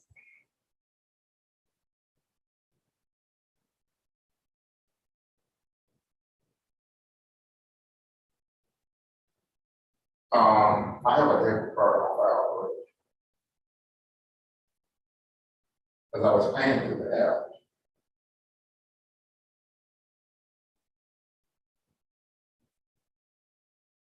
Yeah.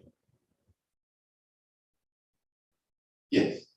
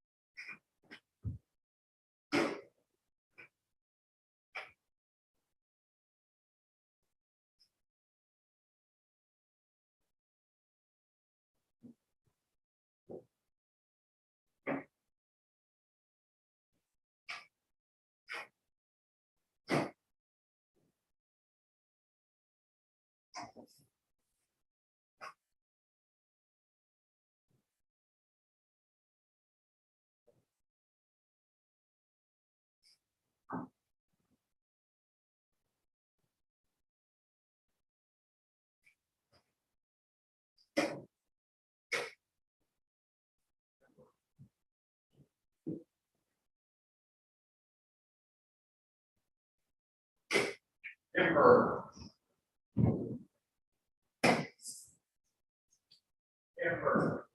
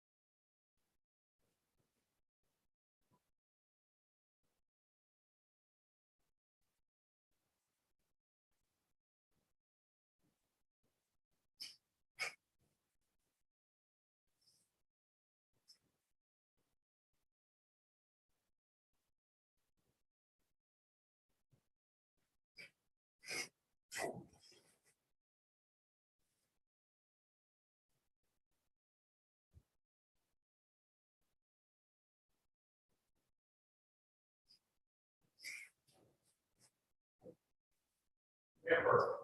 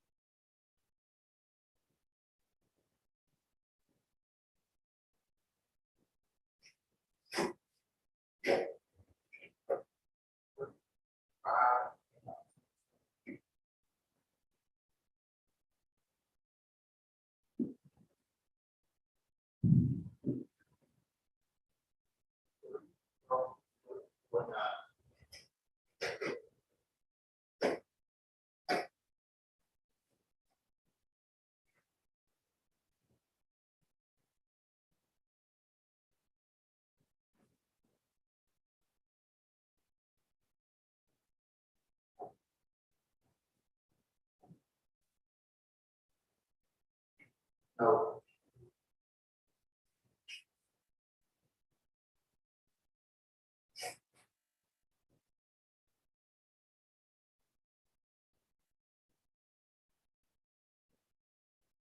Yes.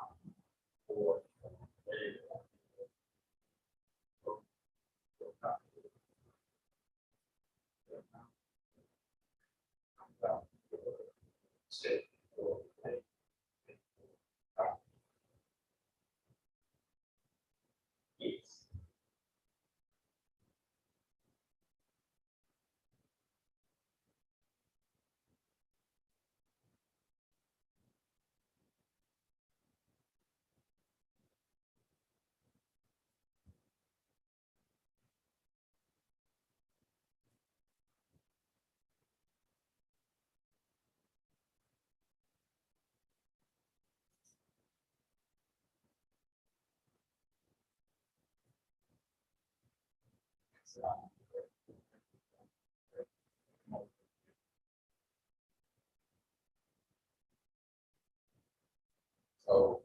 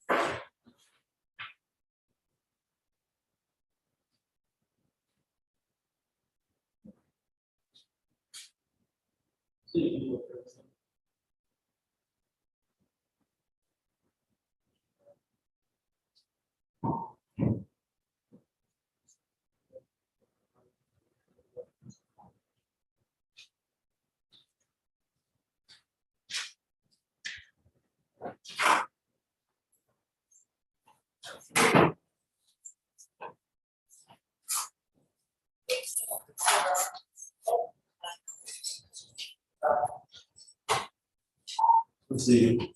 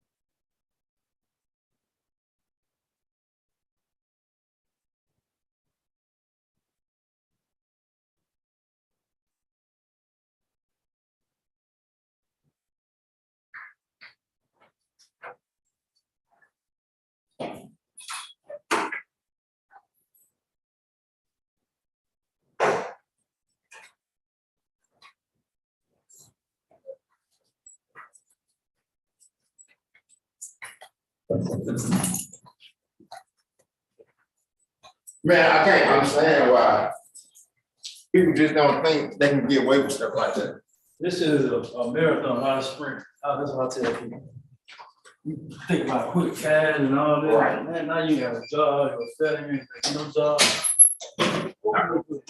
Not no good job.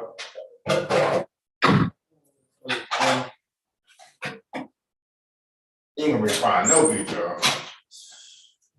Hopefully you don't. It's like violation of open law, I'm not going to. It should.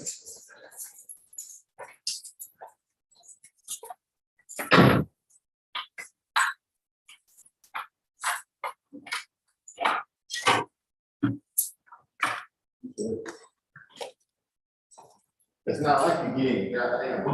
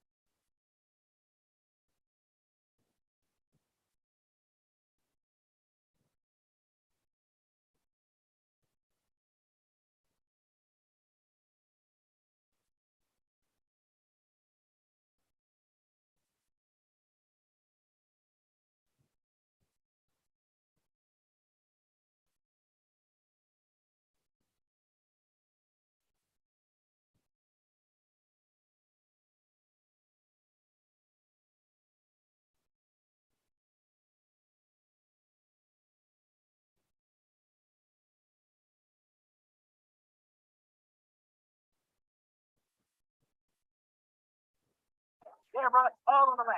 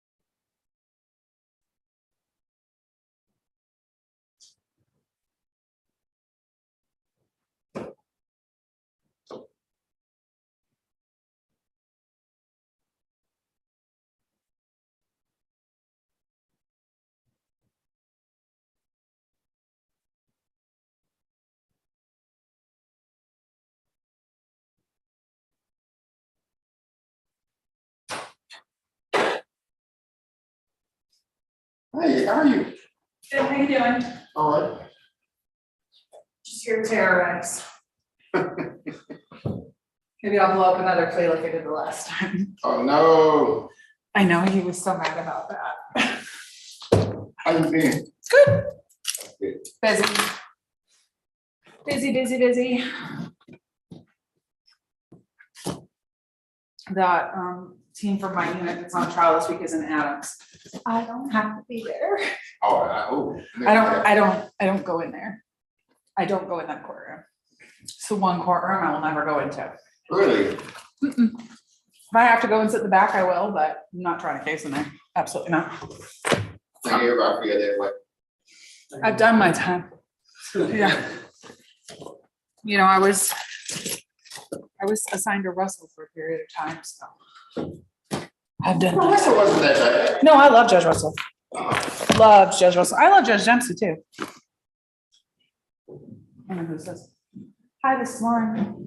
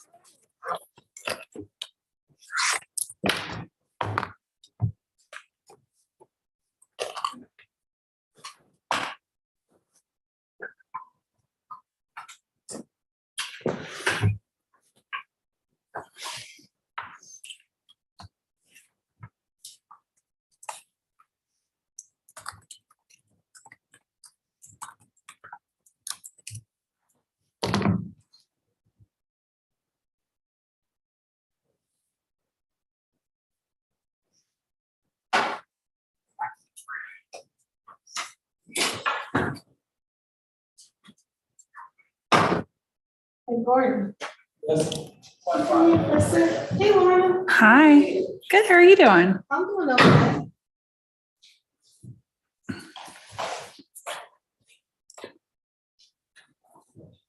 This is a part of the job. Will you do something for me? Yes, yes.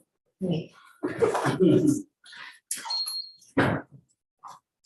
Can't get this chair moved out from behind my desk. I got new chairs.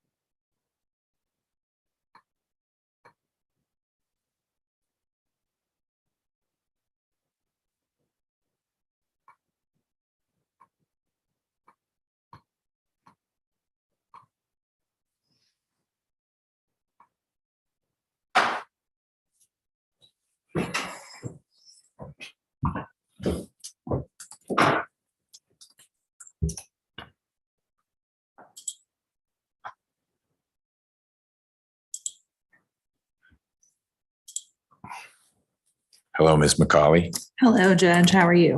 Fine. How are you? Good. How's Mr. Shapiro doing? I think that he is doing the best that he can, given the circumstances of where he is right now. That's all I'll say about that. Okay. But I am expecting him to pop up during his break, Right. just to check in with me. So he might be in the courtroom. Okay. Point. And I will get this on the record in front of Mr. Porter as well, but I assured Mr. Shapiro we wouldn't get into evidentiary motions today. There are just so many moving parts. I figured we'd try to address as many of them as we could. I'm familiar with what has kind of what the status is of a bunch of different things. So whatever the court wants to handle, I can handle. Okay. I figured you could handle it. I can do it.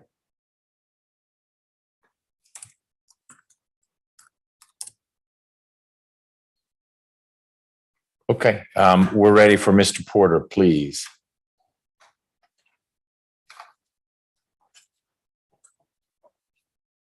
Judge, what day is your trial calendar in here on?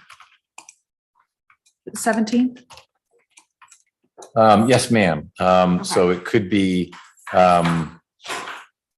poor timing because I need Mr. Jordan in here for a trial calendar, but I've explained to him, look, if Norris is going, you're going to be with Judge Emerson, and Ms. Willingham has a bunch of cases and we would just do hers.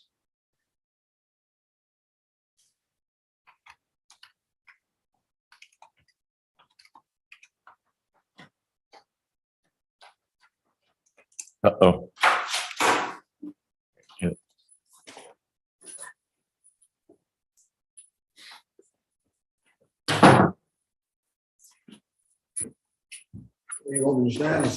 I'd like you to start seated in front of the microphone and then we'll figure it out.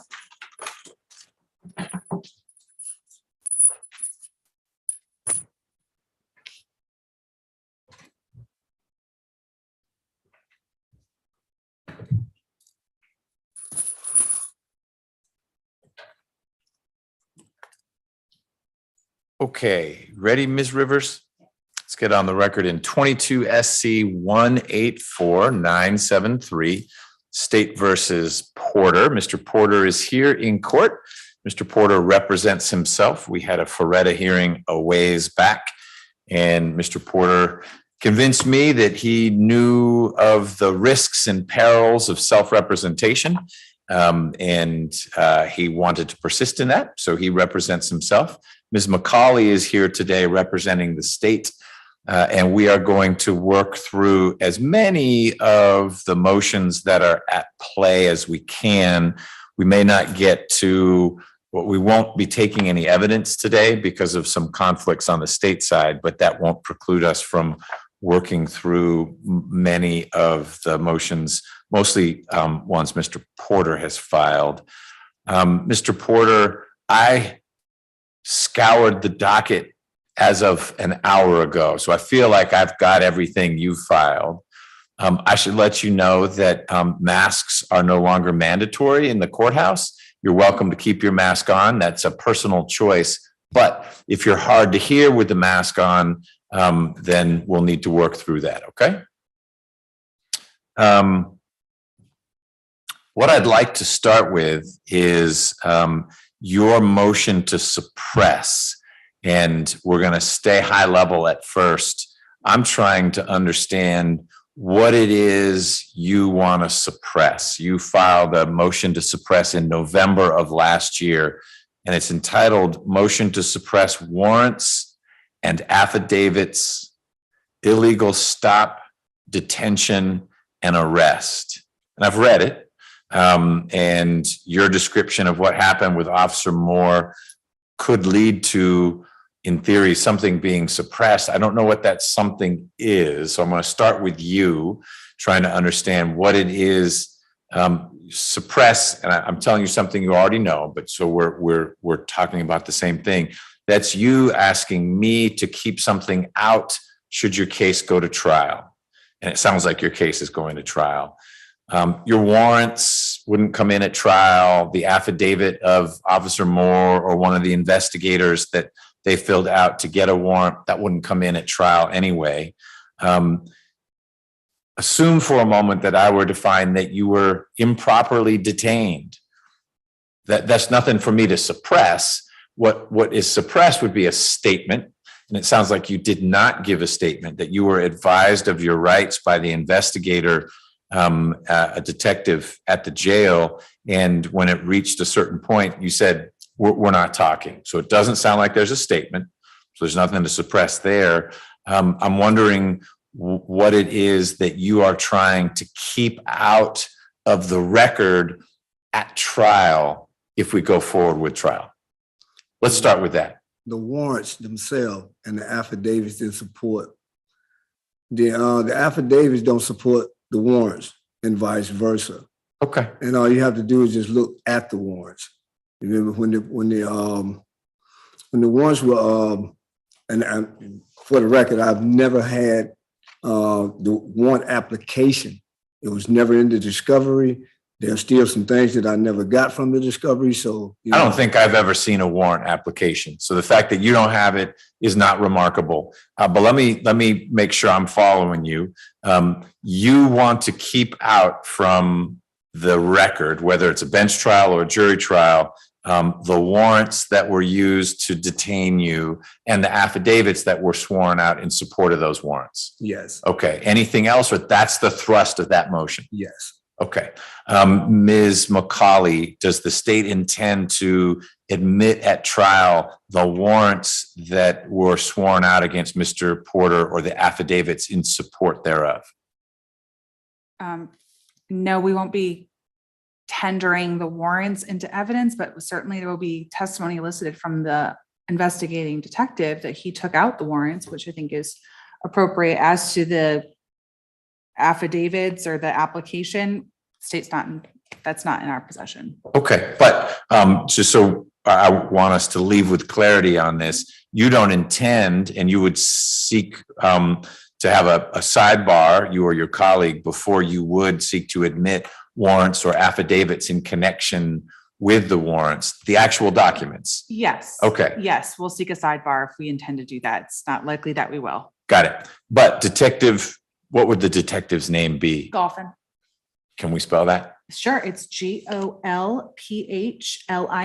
Okay, so Detective Golphin might testify, I did this investigation. As a result of that, I swore out warrants, I got warrants, and then Mr. Porter was arrested. But it's not State's Exhibit 14. Here's the warrant. State's Exhibit 15. Here's the affidavit.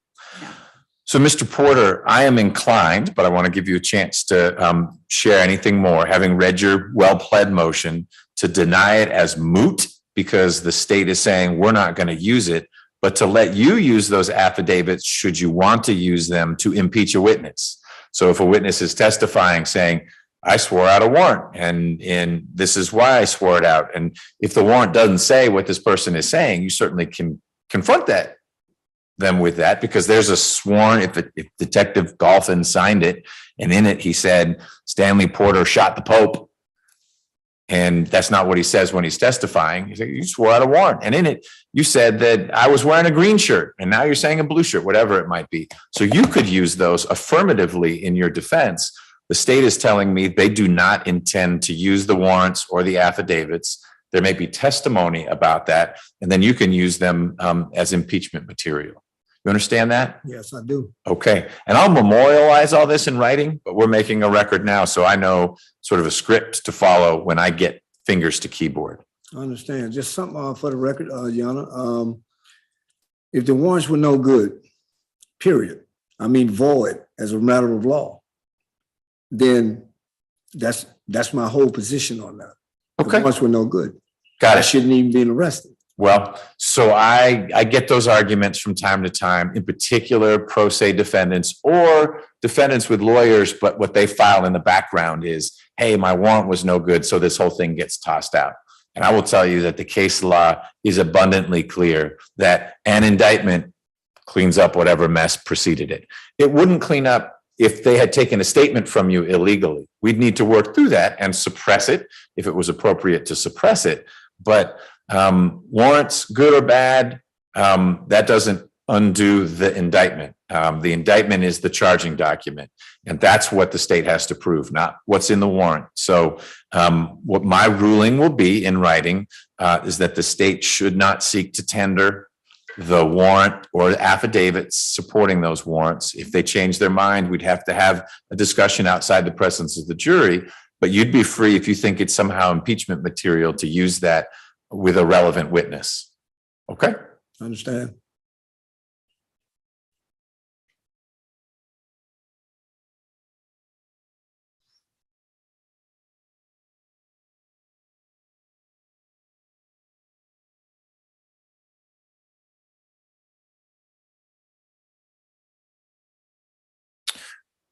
All right.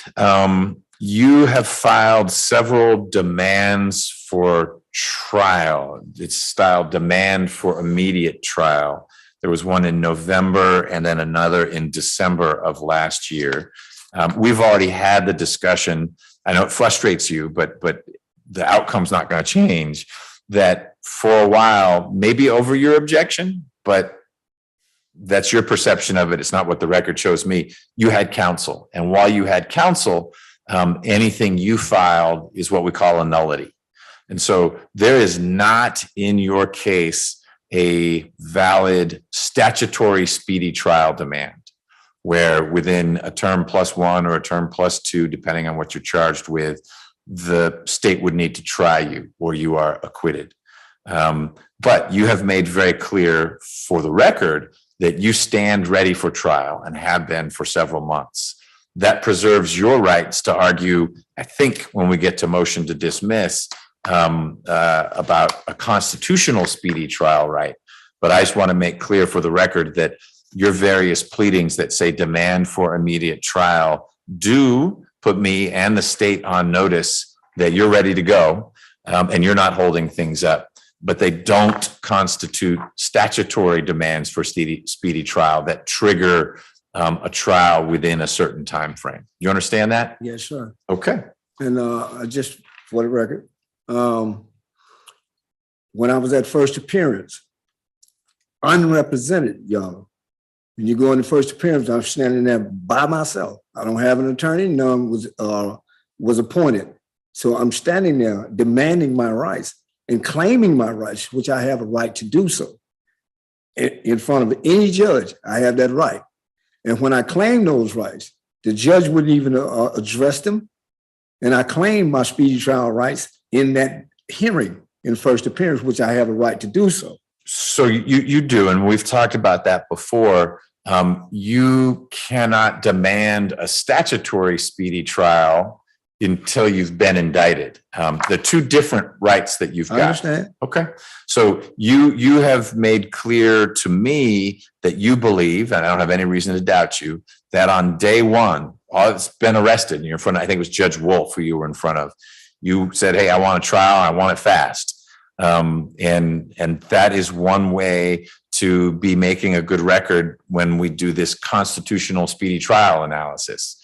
But that doesn't constitute a trigger for a statutory speedy trial. Understand. But I think we're understanding each other on that. Yes, but it triggers at that appearance, it triggers the Sixth Amendment. And I demanded that under the Sixth Amendment as well. Okay. You filed a general demurrer, and you say that I'm applying it to the new, and you filed it in the new indictment, that the counts don't specifically put you on notice of what it is that's being alleged. So I'm wondering if you want to add more or if you're going to rest on your demurrer, because I've got the indictment in front of me, and I'm happy to hear your argument on the demurrer. Are you ready now? I'm ready.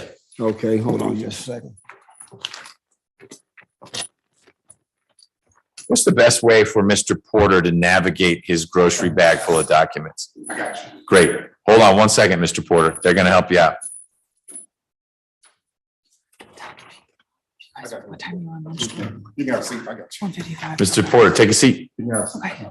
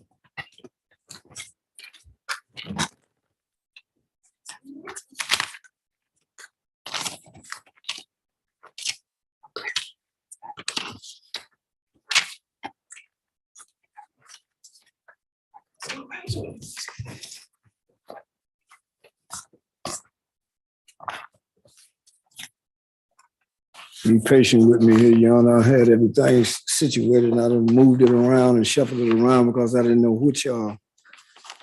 what motions would get addressed, so. Well, I'm happy to go in a different order if that's easier for you, but if you can find the demurrer paperwork, let's do that.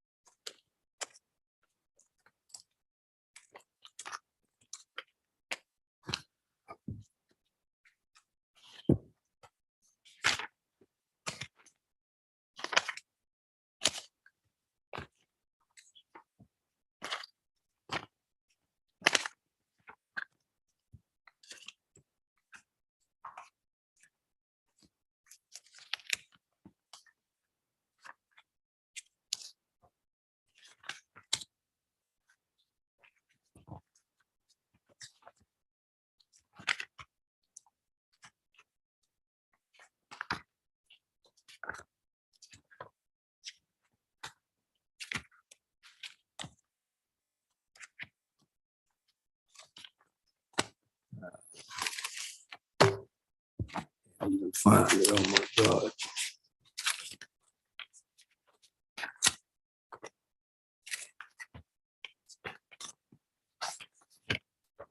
I'm ready, Your Honor. Okay, let's do it. So I've read your demurrer and you make certain allegations about not knowing what you are defending against. The indictment alleges in the 3 counts, 3 specific acts against one alleged victim, all on the same date. The state is not required to say it was at 10 o'clock or 4:15. I know one of the things you flag is, I don't know what time of day they say it happened. That's not a pleading requirement. So having laid that on the table, tell me what you think is defective about the indictment such that you don't know what to defend against. It's the manner and the method.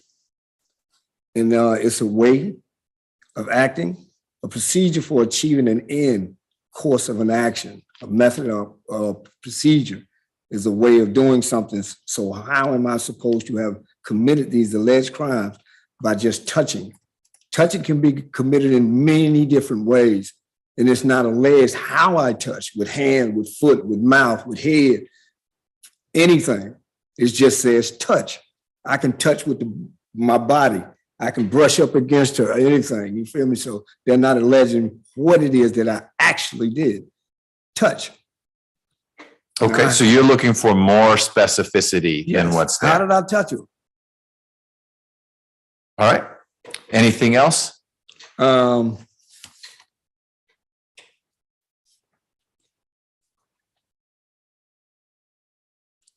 Just It doesn't need to be more. I just want to make sure you don't feel like I cut you off. No, I understand.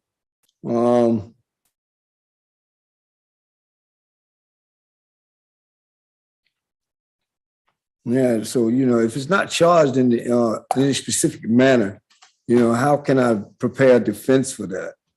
And the state would be allowed to elicit anything out of these people that they want once they get them on the stand. And they would ask about, how did he do this? And it's not charged.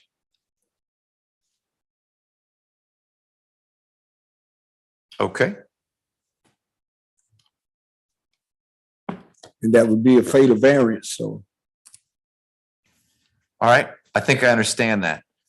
Ms. McCauley, my read of 16-6-4 is that the statutory language, which is what the indictment at a minimum needs to track, in fact, uses the term touch, doesn't say it needs to be with a particular part of the body or even with the body as opposed to something that the defendant might be holding in his hands or holding in some other part of his body.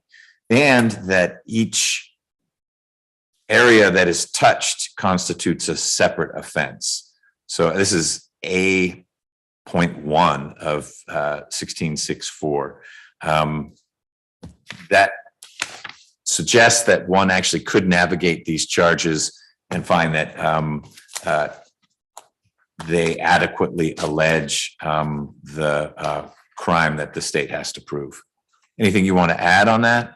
No, Your Honor, because the analysis for a general demurrer is whether the substance of the indictment is legally sufficient to charge the crime, whether it contains the elements of the statute, specifically the language of the statute that sets out all the elements and alleged facts necessary to establish a violation of a criminal statute. And the test is, could the defendant admit to the allegations that are set forth in each paragraph and be convicted of a crime? I think by the reading of the indictment itself, the answer to that is yes, as all of the charging paragraphs set out the statutory elements that are required under 1664 for the offense of child molestation. I think the defendant's argument is more proper for a special demurrer, which was not filed and is now untimely,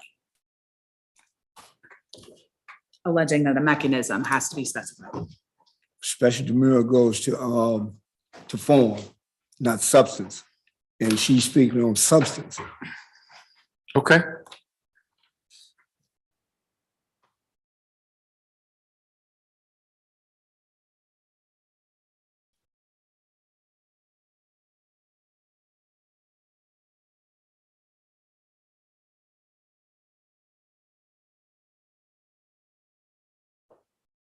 Got it. Okay, I think that has framed it. I will take the demurrer under advisement.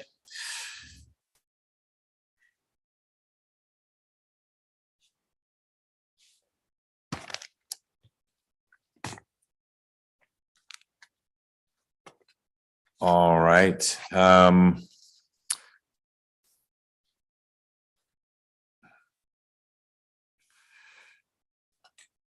You filed a motion in January of this year that is entitled Motion for Discharge and Release. And I want you to make the record that you want to make for that. As best I could tell, this was that you should be released from custody, not that the charges should be dismissed. There's another motion about that, and we'll talk about it, but that this was in some respects like a bond motion. And I want you to help me understand your thinking behind why you ought to be discharged. The motion, the first indictment was void as a matter of law and a matter of fact. There was nothing in the first indictment, the original indictment, it was the 22 SC 182626. That's correct. Yes, it was void as a matter of fact and law. There was nothing in any charge. All of them were duplicitous. Every charge was duplicitous. There was nothing that the state could take me to trial on and win in any way on that indictment, because they were duplicitous.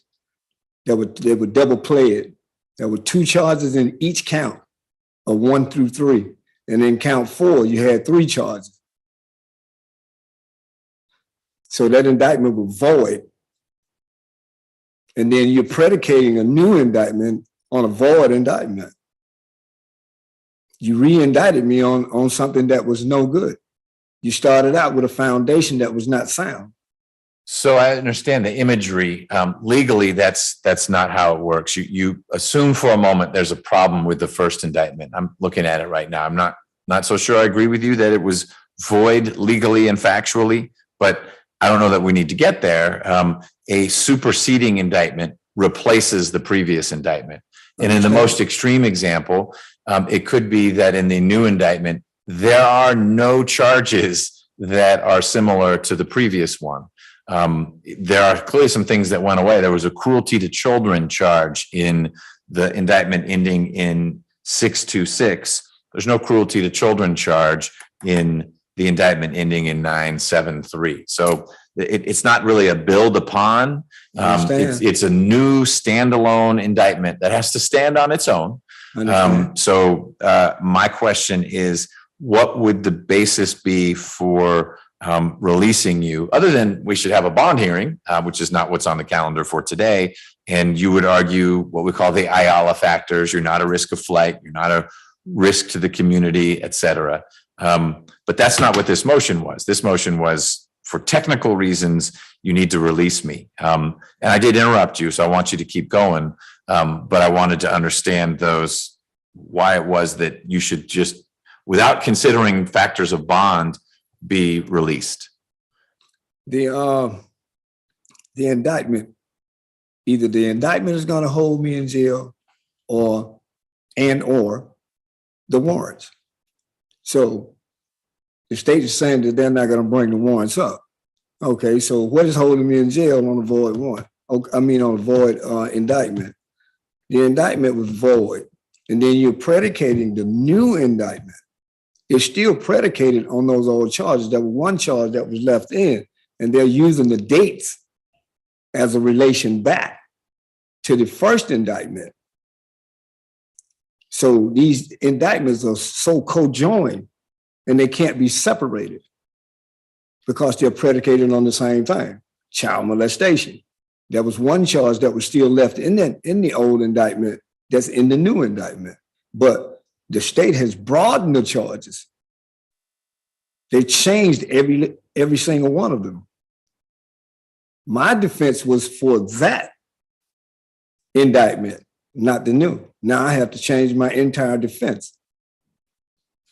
You might need to change some of it, but as I look at the count 2 of what we're calling the old indictment, count 2 sounds like it is part of one of the new counts and part of another one of the new counts, because it alleged touching the victim in 2 different places. And now with the new indictment, consistent with the statute, there's a separate count for each place that the victim was allegedly touched. So I don't know that it's fair to say, gosh, I have to change everything. You can abandon some things because you're not charged with cruelty to children. We don't need to worry about that anymore. And if you were planning a defense to count 2, count 2 just became, we'll call it 2A and 2B. It's the same allegation. They just broke it into 2 pieces. But I don't need you to preview your defense with me now. I just wanted to understand the basis for the motion for discharge. And as I understand it, it's, look, if I'm being held, it's based on a warrant or an indictment. And if the warrants are bad and the indictment's bad, there should be nothing holding me. Correct. Okay.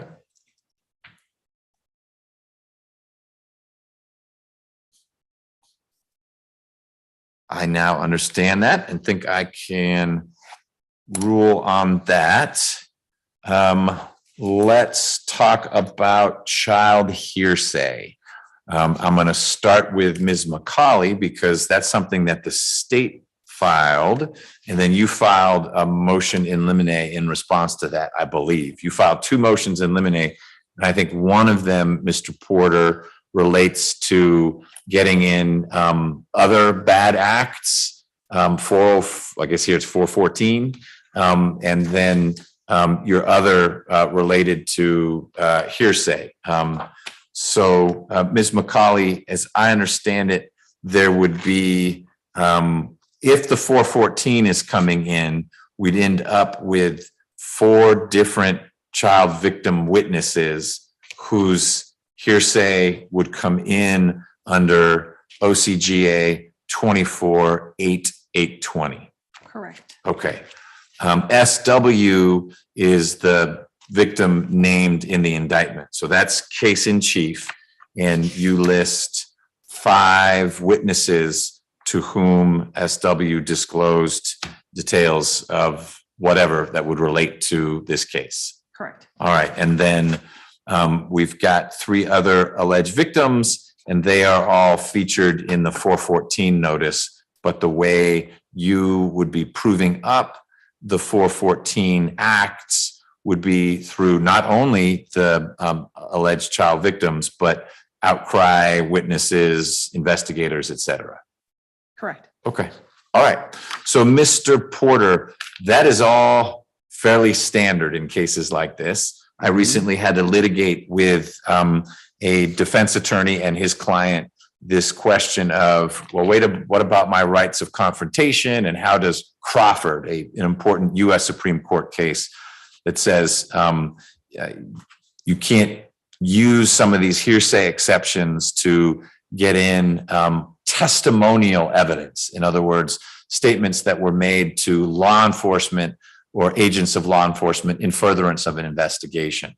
And Crawford remains good law in all 50 states, but 248820 is designed to work in concert with it. The only way that the state can get in what would otherwise be hearsay, so just as an example, testimony from investigator Charles from the Atlanta Police Department, who apparently interacted with SW, the alleged victim in the case in chief. The only way the state could get in statements from investigator Charles about what SW told, is that a he or a she, investigator Charles? I believe investigator Charles is a male, but I could be incorrect about that. We'll just keep it genderless. Whatever SW said to investigator Charles would come in only if SW is made available for you to cross-examine SW. And so all of these potential witnesses' ability to say, this is what the child told me, predicated on each of those 4 kids, SW and then the 414 alleged victims, they'd have to be available to come in here. Presumably, they'd be asked questions by the prosecution, but the state, not you, the state would need to bring them in so that you could cross-examine those 4 alleged victims about their credibility, anything that's relevant. You'd be able to do that. My granting of, it's really not granting, because what's filed is a notice. It's not a motion to allow it in. It's the state letting you and me know we plan on getting in what would otherwise be hearsay, but we want to avoid a big dust up in court with a defense attorney or a defendant saying, objection, that's hearsay, because what we'll call Rule 820 allows it as long as the child witness is available. And so I don't see an issue with the notice based on the representation that the state has made. There'll be a mistrial if they call 6 witnesses and say, this is what MH told us, and then they don't produce MH.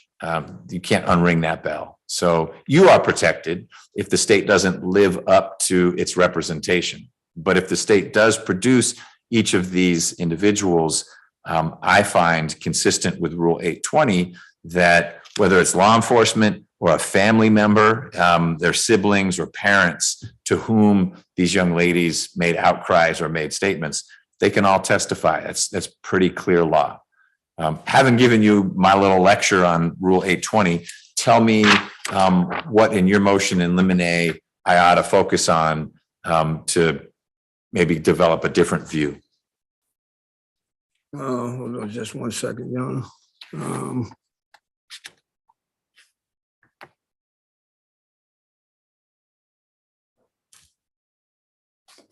Might have had the wrong one. I think. That was the wrong one. I can't even find it. So I don't know if you have them organized by date. I can give you the date it was filed or whatever would be helpful. I don't have it. I don't have a copy of it. The motion in limine on the hearsay. Okay. I don't have a copy of it, so I'm here prepared on that one. All right. You argue in it that it would be improper bolstering, Yes. that it's not involving diagnosis or treatment. So there are certain exceptions that might otherwise let it in. And absent Rule 820, I would agree with you, but Rule 820 overrules objections like bolstering or lack of diagnosis or treatment. Rule 820 explicitly authorizes in this scenario a child victim making an outcry, that those outcry witnesses are able to talk about what the child said to them.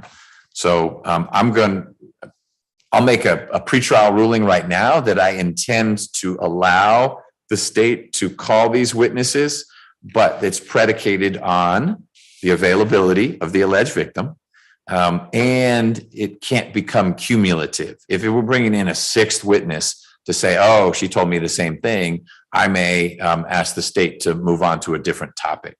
Actually, Judge, before you make that ruling, the state would like to put on the record that the state is not limited in the amount of witnesses that we can present under the child hearsay statute. Okay.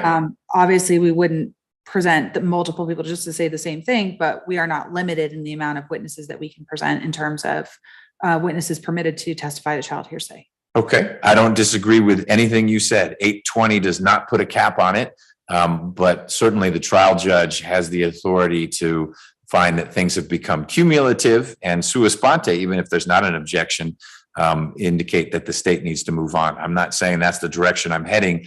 I'm just laying it out there that if we are having, and it sounds like this isn't going to be an issue because it's very different having mother come in or brother come in, mother and brother and law enforcement and forensic interviewer.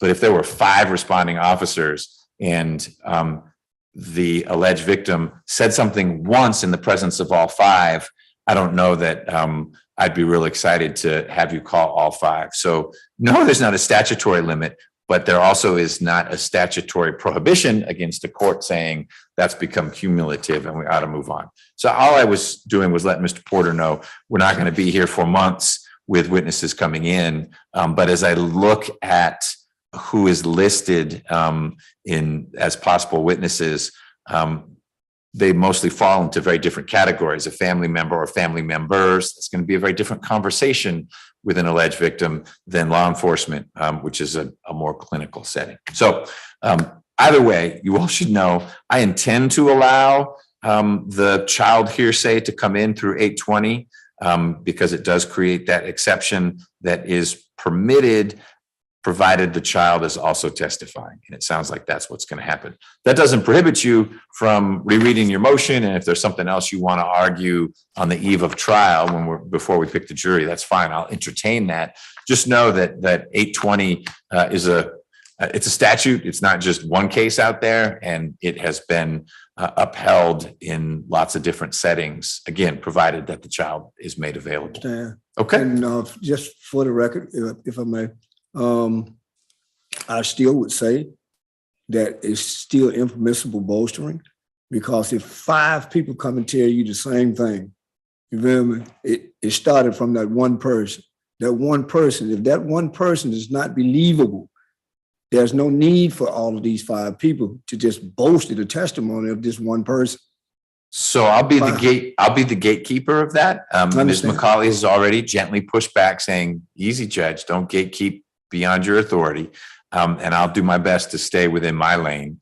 And you'll be free to object. And your objection might be bolstering, not that it's hearsay because 820 allows it in, but your argument may be, do we really need witness number 7 to say this is what SW said? But it may be that it's a different setting. It may be that it's actually not the same thing, not meaning that they contradict each other, but SW may have been much more forthcoming with the law enforcement investigator because she's afraid of her dad and didn't want to say much in front of her dad because she thought she might get in trouble. I'm making all this up, but from experience. This is a game time decision that'll be made based on things you might say in terms of objections, things that the state might say in response. But both sides should know that, again, assuming the children, formal children, are made available, the state's going to be able to pursue these witnesses in each of the 4 situations. Thank you, Judge. All right.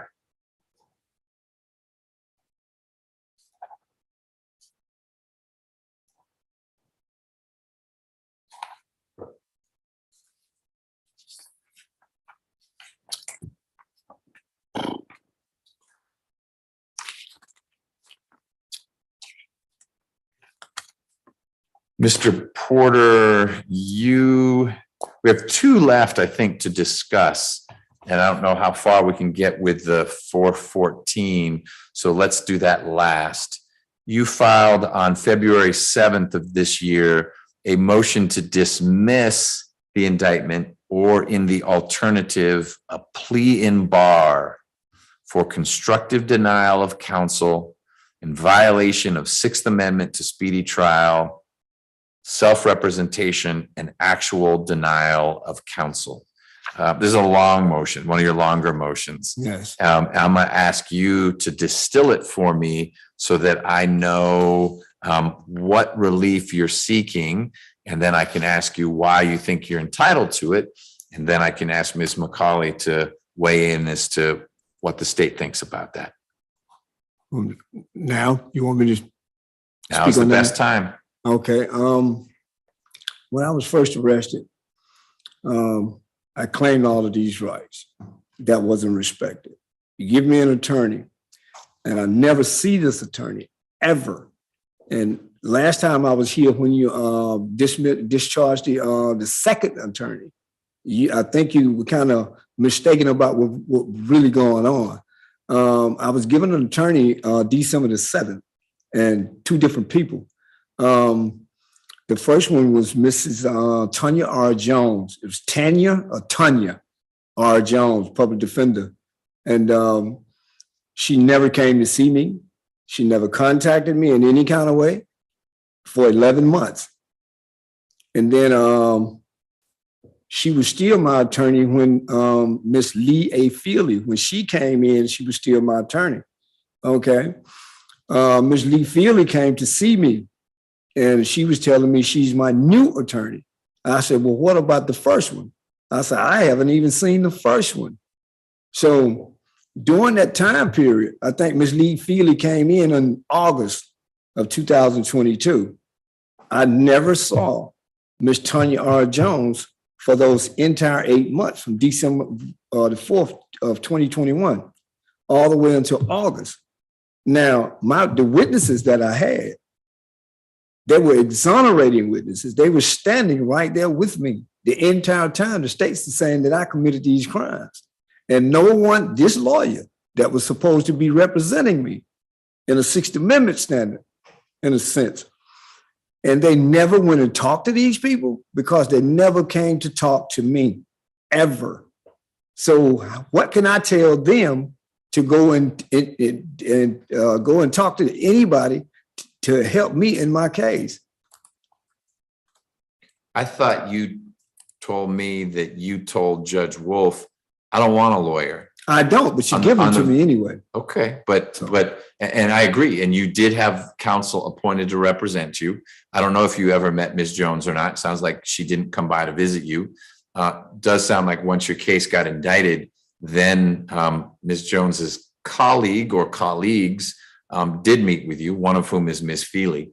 So to say new attorney is technically correct because, of course, Ms. Feely is not Ms. Jones, but they are all with the same firm, Public Defender's Office. And that does not mean they're interchangeable, but you had consistent, may have been absentee, but consistent representation from the time of your first appearance. Did you meet any other public defenders, or it was Ms. Jones who you never got to meet, and then it was Ms. Feely? That's it. Okay. Just those two. All right.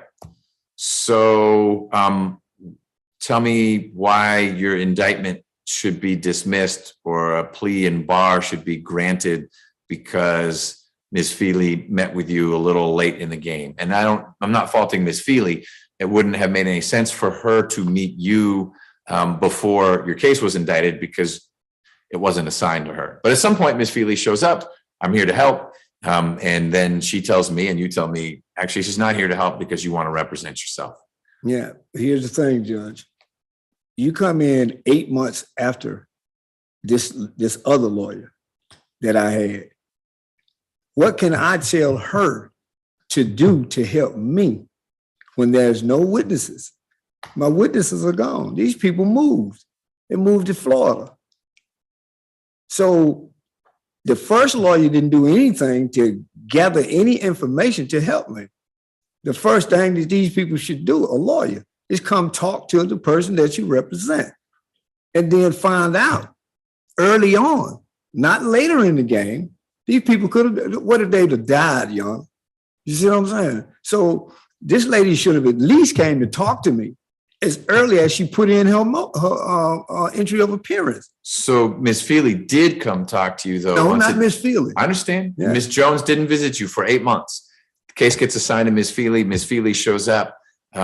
She's very capable. She finds witness. She and her team find witnesses all over the United States. Did you, at month 8, when Ms. Feely showed up saying, "I'm your new lawyer," did you say, "Great, your first project is to find Fred Smith, who's now down in Tampa, because he's an eyewitness. He was standing right there. You got to get this guy"?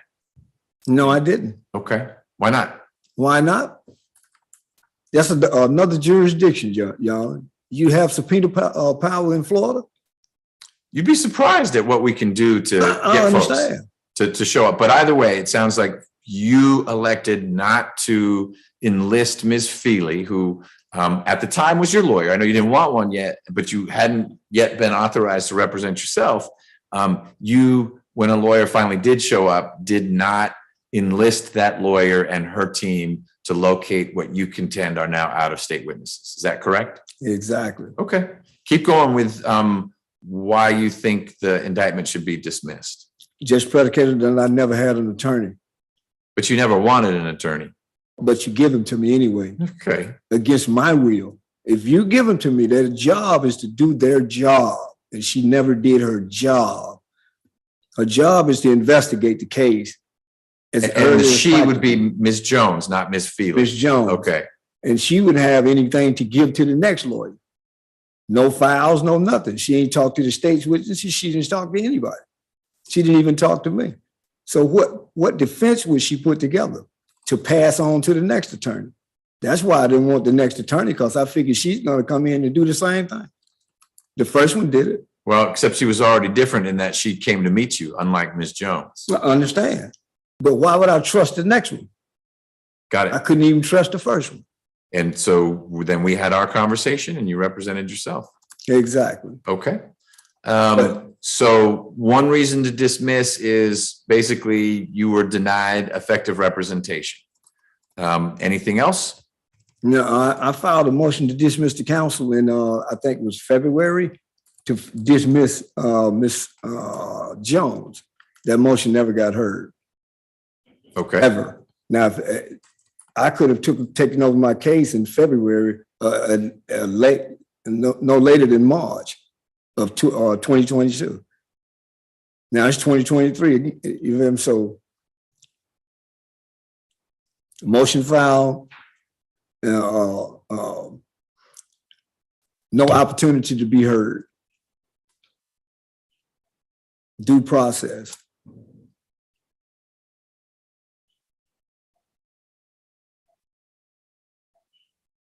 And then we wouldn't even be sitting here talking about this if that motion would have been heard. For the record, Judge, I'm just asking, do you know exactly when you got this case? I can find out when the older indictment got assigned. Exactly, I couldn't tell you date specific, but within a few days. Okay, so did you get this case, just a question, did you get this case after indictment or before? After. They don't get assigned to Superior Court judges until there's an indictment. So the process is you're arrested, you are held on a complaint, a CP number. Yes. And until it gets indicted, McBurney or Dunaway or Adams or Leffridge, those judges, they don't see these cases. Mm-hmm. Once it gets indicted, it hits what we call a wheel and it's randomly assigned. I understand. I got you, you got me. So I didn't know of Mr. Porter. You didn't know of Judge McBurney until that first indictment, which was in November of 2022. That got assigned to me. And that's why Ms. Feely started, I guess it had to have been. It was actually May 31st of 2022 that it got assigned on the original indictment. Okay. So. But the way that it works, judges, because I've asked this question, is it cannot get assigned a number or gets assigned a number and then it automatically goes to a judge. Right. No, I understand the same. I just thought I heard you say November, but that didn't make sense with the Ms. Feely arrival. I was looking at the wrong case number. I was looking at the re-indictment. Okay. So basically the beginning of June of 2022, it sounds like the case was heading my way. Okay. So 45 days under Georgia statute, 45 days after the case is unindicted, chief judge gets the case. on the 46th day. The chief judge, after I filed that motion in February, the chief judge still had the case. Truly, the chief judge could have assigned somebody or heard the motion that I wanted to. Oh, I'm not represent saying there was myself. no one to hear the motion to dismiss counsel. There are magistrate judges who handle the CPs. You asked when I got involved. Yeah. And I told you when I got involved. Yes. But that wasn't a way of saying, so there was no one to hear your motions. No, I'm not saying you couldn't hear it. I'm saying because it was unassigned, someone had the case, and that was the chief judge on the 46th day. I filed a motion in February to dismiss the counsel that has never came to see me. So I wanted to represent myself, and I was trying to make that into effect adamantly, and no one was respecting that. And that's my whole point.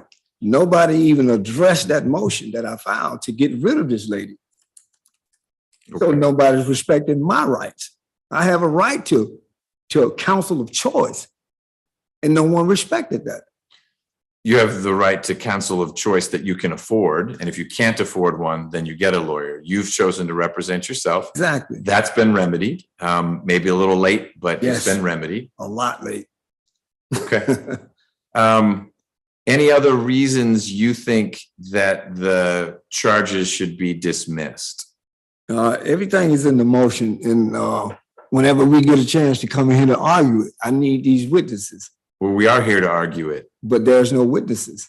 I subpoenaed them. You told me you was going to subpoena them. So I don't subpoena anyone for the state or for the defense. So that's a mistaken perception. But again, we're talking about dismissing the case. What would you need a witness for a motion to dismiss? Okay, this is my position. The lawyer never came to speak with me. The lawyer meaning Ms. Jones. Ms. Jones, Ms. Tanyara Jones. She was the first attorney that was assigned to my case. She never came to speak with me to go and talk to anyone. The witnesses, there's no testimony from them preserved for me. And this is a part of her job, and she didn't do it.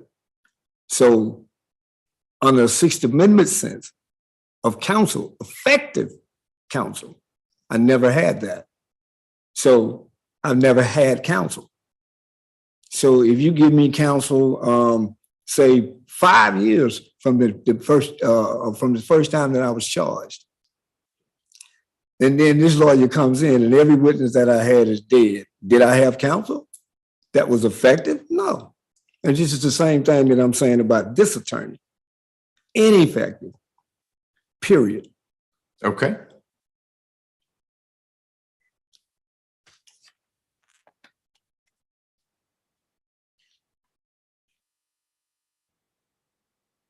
What else?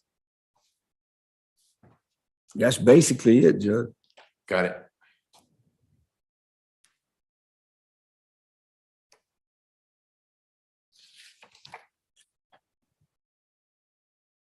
Ms. McCauley, I'm likely going to frame this as a constitutional speedy trial motion, and the primary argument is prejudice based on this possible loss of witnesses.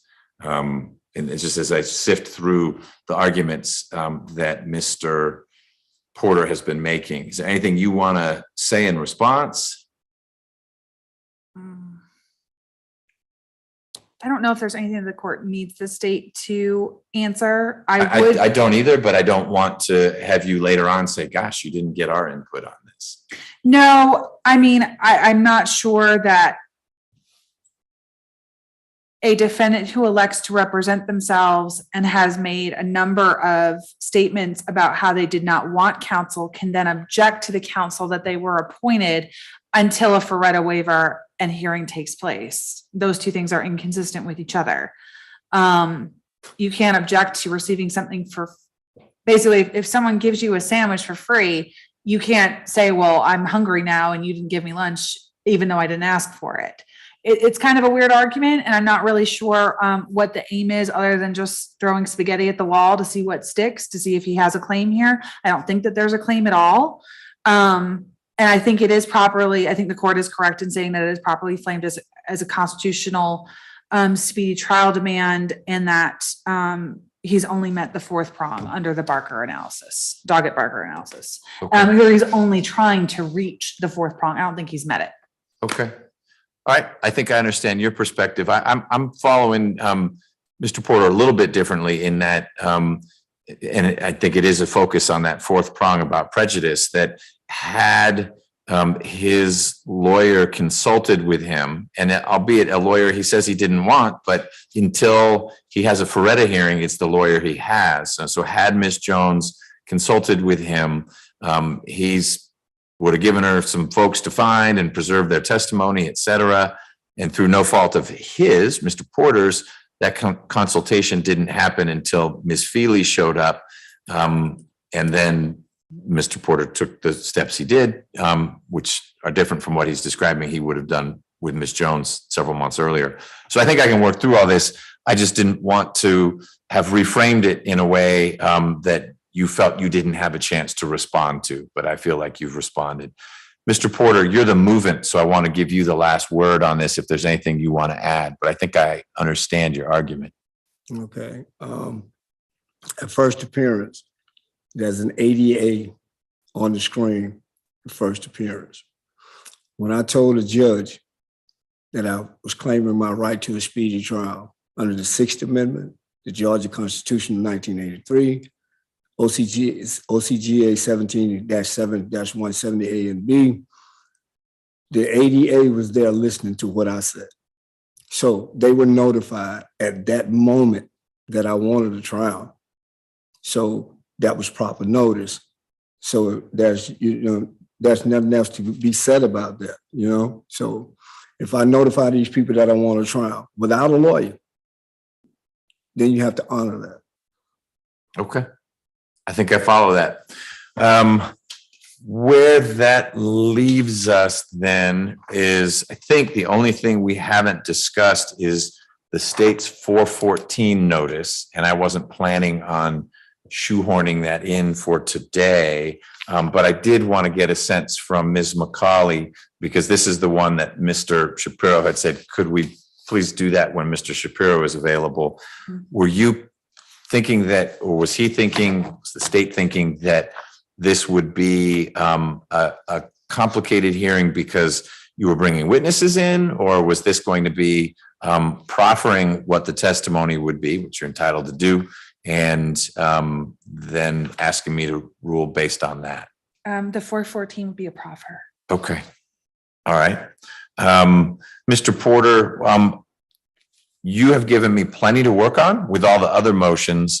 What I think I'm going to do is set this down in the very near future for the 414 hearing, so that the state can try to make its showing that it needs to make, and you'll have a chance to respond. And then I think we're ready for trial. I need to rule on all these motions we discussed today. And then I'll need to rule on the 414. I'll probably, from the bench, give everyone a sense of what's happening with the 414 so we can go ahead and then get a trial date. I'm required to enter a written order, and I certainly will on the 414, but I would let everyone know at the end of that hearing the way I'm heading, so that people will know how to prepare for trial, what's likely coming in and what's not on the 414 front. But then we could get a date for your trial. Is there anything else you were thinking that we would cover today, Mr. Porter? This is just for the record, Your Honor. I sent this to the clerk's office for Fulton County Superior Court to subpoena these witnesses. They sent me the subpoena, and I sent them back, all filled out, and they were supposed to send them to Ms. Lee Feely and Ms. Tanya R. Jones, and they're not here. Okay. I did see Ms. Feely this morning, and she indicated that she had not received a subpoena. So I don't know if it didn't get to her yet, or I don't follow that flow, but I'll let you know that that hadn't happened. If at trial there are folks like that you'd want to have here, and by that I mean someone who is routinely in the courthouse we can talk outside the presence of the jury about seeing if there are ways to ensure that they are here. I'm not sure how they'd be relevant, Jones or Feely, at trial. I understand their connection to what you've been arguing. But if we end up getting to trial, I'm not sure that you'd have to let me know what they'd be testifying to so I could say, you know what, if that's it, I'll tell you that stuff's not relevant. But I'm glad you're working on mechanisms to try to get subpoenas somewhere, because as we discussed on the record during the Ferretta hearing, it can be complicated to be on the inside trying to contact people on the outside. Okay. I understand. All right. Ms. McCauley, anything else from the state? Nothing from the state at this time. All right. Well, thank you both. Mr. Porter, we'll get you back here for the 414 hearing and get your case on a trial calendar. Okay. Just gonna stay. When we have Thomas Fagerlin at 2:30 for a plea. Today? Yeah. I've got him tomorrow at 2:30. Oh, then I'm coming back tomorrow. Excellent. Yep. We've got someone named Pierce at 2 and Fagerlin at 3. Okay. That's the one where Fagerlin's the one where I had to sort out this Crawford versus. I remember. I talked about it with Rob. Okay. I think I got it right. Yes. Oh, one more thing, Judge. Yes, sir. We're still on the record then. Yes, Mr. Porter. There was an issue of the 2000 case. The 2001 case that they're trying to bring these cases back up to use them in a similar transaction 404B.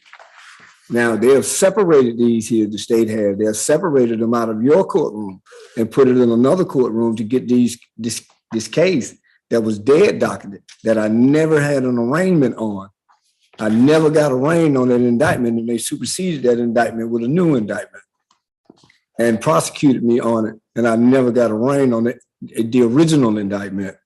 And then they're separating this here evidently to keep it out of your eyesight for some unknown reason to me. And then they'll put it in another courtroom. They said that I filed a motion in 2019 for a motion for a new trial. I've never filed a motion for a new trial. Ever. So you got to help orient me here. This relates to, there are 3 different other acts situations. One is from June 1990, and the alleged victim has the initials of TP. 1999. 1999. I misspoke if I said 90. 1999. The next is from August 04 through October 05, alleged victim AP. And then most recently, August, specific day, August 7th of 2020, initials MH. Which of those 3 are you talking about with a motion for new trial and that was the 2000, the 01, the 2000 SC 15-11-5 indictment. Is that the June 1999 situation? Yes. And they indicted the case. They arrested me. Okay, I'm gonna interrupt you just because 2 things. One, we'll talk about all this when we have Mr. Shapiro here and we're doing the 414 hearing. I promise you'll be able to talk about your concerns. But food for thought while you're getting ready for that. It doesn't matter if you were convicted. You could be found not guilty at trial of an other act, and it still could come in at your trial, because a not guilty finding is a finding by the jury that the state failed to prove beyond a reasonable doubt. 414 comes in with a preponderance of the evidence, lower standard. So there may have been some shenanigans with an indictment and a re-indictment and this and that. You're going to need to be clearer when we reconvene about someone hiding something from me, because that's a kind of serious allegation, and I suspect that is not what happened. But I don't want you to be too troubled by, well, wait a minute, that was null prost or dismissed. Okay, and that might be something you share with the jury, that the state's thought so little of these charges that you dismiss the case. But it doesn't mean that TP couldn't come in here to say, this is what Mr. Porter did to me.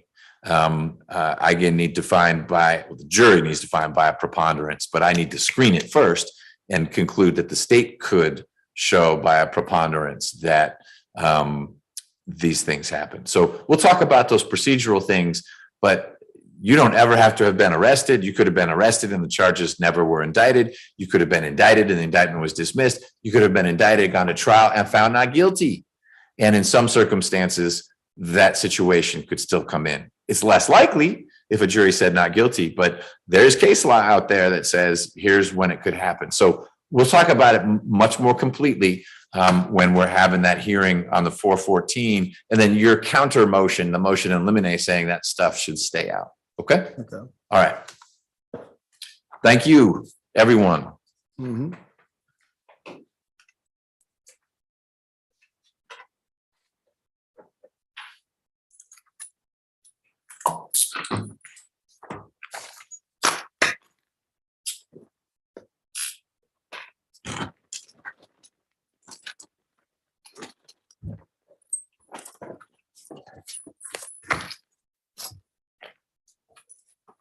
Are we waiting for Mr. Johnson to be finished with YSL before we try Michael Reynolds? I got the green light from GPDC to submit that to RC3 project, and it was submitted last week. It's probably been assigned. They started the assignment process yesterday. Okay. It's a bond case, so I was reluctant to do it, but Ms. Nelson prevailed. And so someone who's been in jail for over 1,600 days is going to get a C3 lawyer through our project. And then Mr. Robinson will as well. Reynolds. So that's a long way, Reynolds, whatever his name is. I got the right indictment and name in the list. There's a long way of saying, no, we're not waiting for Mr. Johnson to finish up. In fact, if you have any other, your units have any other cases here, meaning in my division, where he is the defense attorney, I am engaging with GPDC regularly to say, you got to find someone else. And I'll keep pushing those through our C3 project. Even though he's a C2 lawyer, I push them through the C3 project. Well, thank you, because Sure. that one's one of my oldest cases at this point. Same. And I don't think we have any other ones other than I don't think so. maybe It's Salmoron, but I have to double check. I think Salmoron they both have private counsel. no. or one's a PD He- and the no. other one's private. No, he has, that's the other one. Now that you mentioned it, he's on the list. So it's the dad. That's It's Eric Ruben Johnson. Salmoron, and Felix is represented by Yes. Frederick Mann, whatever his Exactly. name is.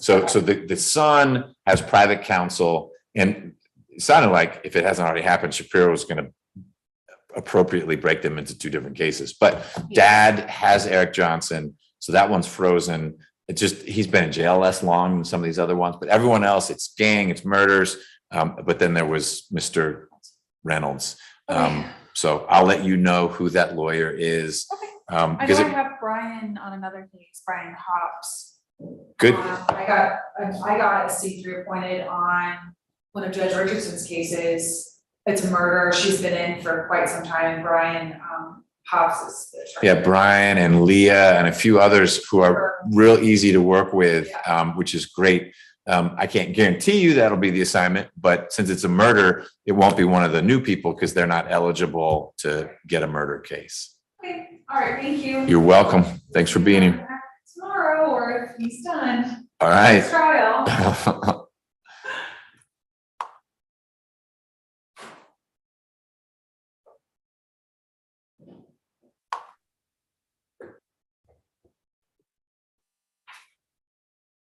If that is everything, Your Honor, may I be excused? Oh my gosh. Yeah, I'm sorry. I told Ms. Roberts that we didn't need coverage this afternoon because it was just motions. I'm sorry she didn't get that to you. I know you Oh, all that's okay. are She's stretched real teleworking from thin. home. And I'm Okay. in the office, so. Yeah, no, thank you. I know you guys are having to bounce from place to place. And so I wanted to free up the resources because there was not a chance that this guy was going to resolve anything today. But Okay, but we're thank gonna you for being try, here. All right. we're gonna try our best to always take care of you. Excellent. Well, we'll see one of you or one of your colleagues tomorrow because we do have some pleas. That's correct.